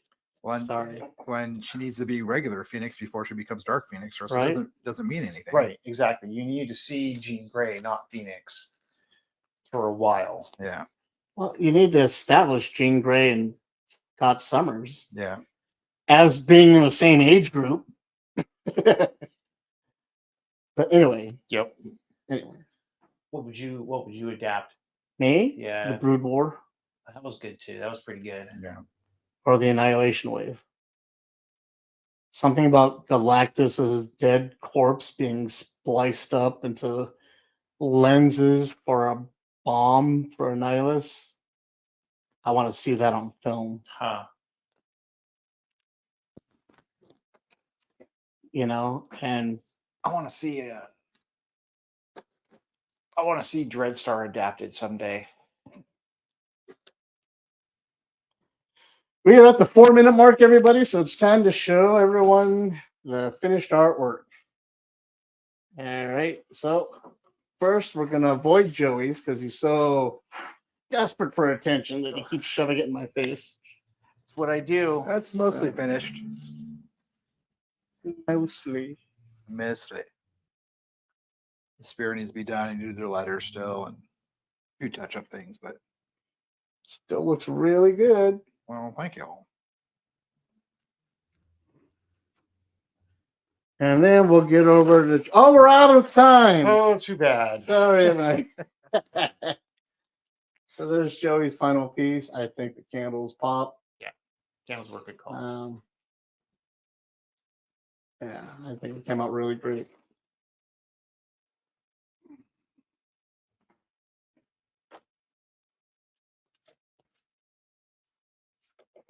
How do you guys feel? Good. It was fun. Yeah, I always have fun doing these. me too. Your first time live in the studio, Joey. How did you feel doing this live? Like I was under glass. I was being dissected. Really? No, but a little. No, but yes. No, but sometimes the entire 4 hours. Thanks. No.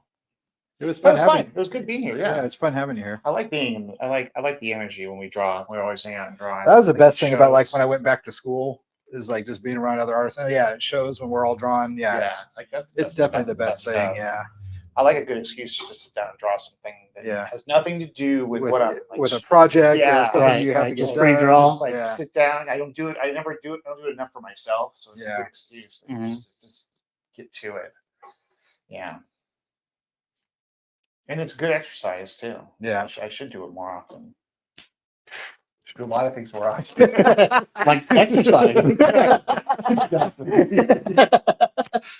Speaking of exercise, Yeah. well, all right, everybody. I want to thank everyone for tuning in today. I'm going to switch this over here and put myself in front of the camera. Hey, everybody. Hi. Thank everybody for tuning in. Thanks for those at home watching us. Again, if you guys are ever interested in joining us on the live stream, you want to participate, do anything like that, just shoot me an email, forbiddenpanel@gmail.com or aj@forbiddenpanel.com, and I will get to you. You may be wondering what some of these symbols are here. I'm going to help describe them to you. Over here, I believe it'll be to your left over here. I know it's opposite world, but over here you see Adam Security Services. It's one of our web comics that we worked on. Please go check it out. Check it out. It was really done well when we had it going. It's on our webcomic site on forbiddenpanel.com. Over here is the barcode where you can scan to see our link tree of all of our stuff on all the things that we're doing. Our social media, our live draws, all of our stuff is here on there. In the corner is Richard flipping you off because that's how he feels about you. And then over there is the PanelCast icon. You can come check out the PanelCast live web, live draws, live broadcasts, all that stuff. What you're watching now, all included. Thanks again, everybody, for tuning in. Thanks for everybody participating. Thank you for Joey and Justin for coming down to the studios and making it so that I'm not sitting here by myself with nothing to do. Awesome. Thanks, everyone. So with all that, I'm going to shove some more of Danny's music into your face, and we'll catch you guys on the next episode. Bye.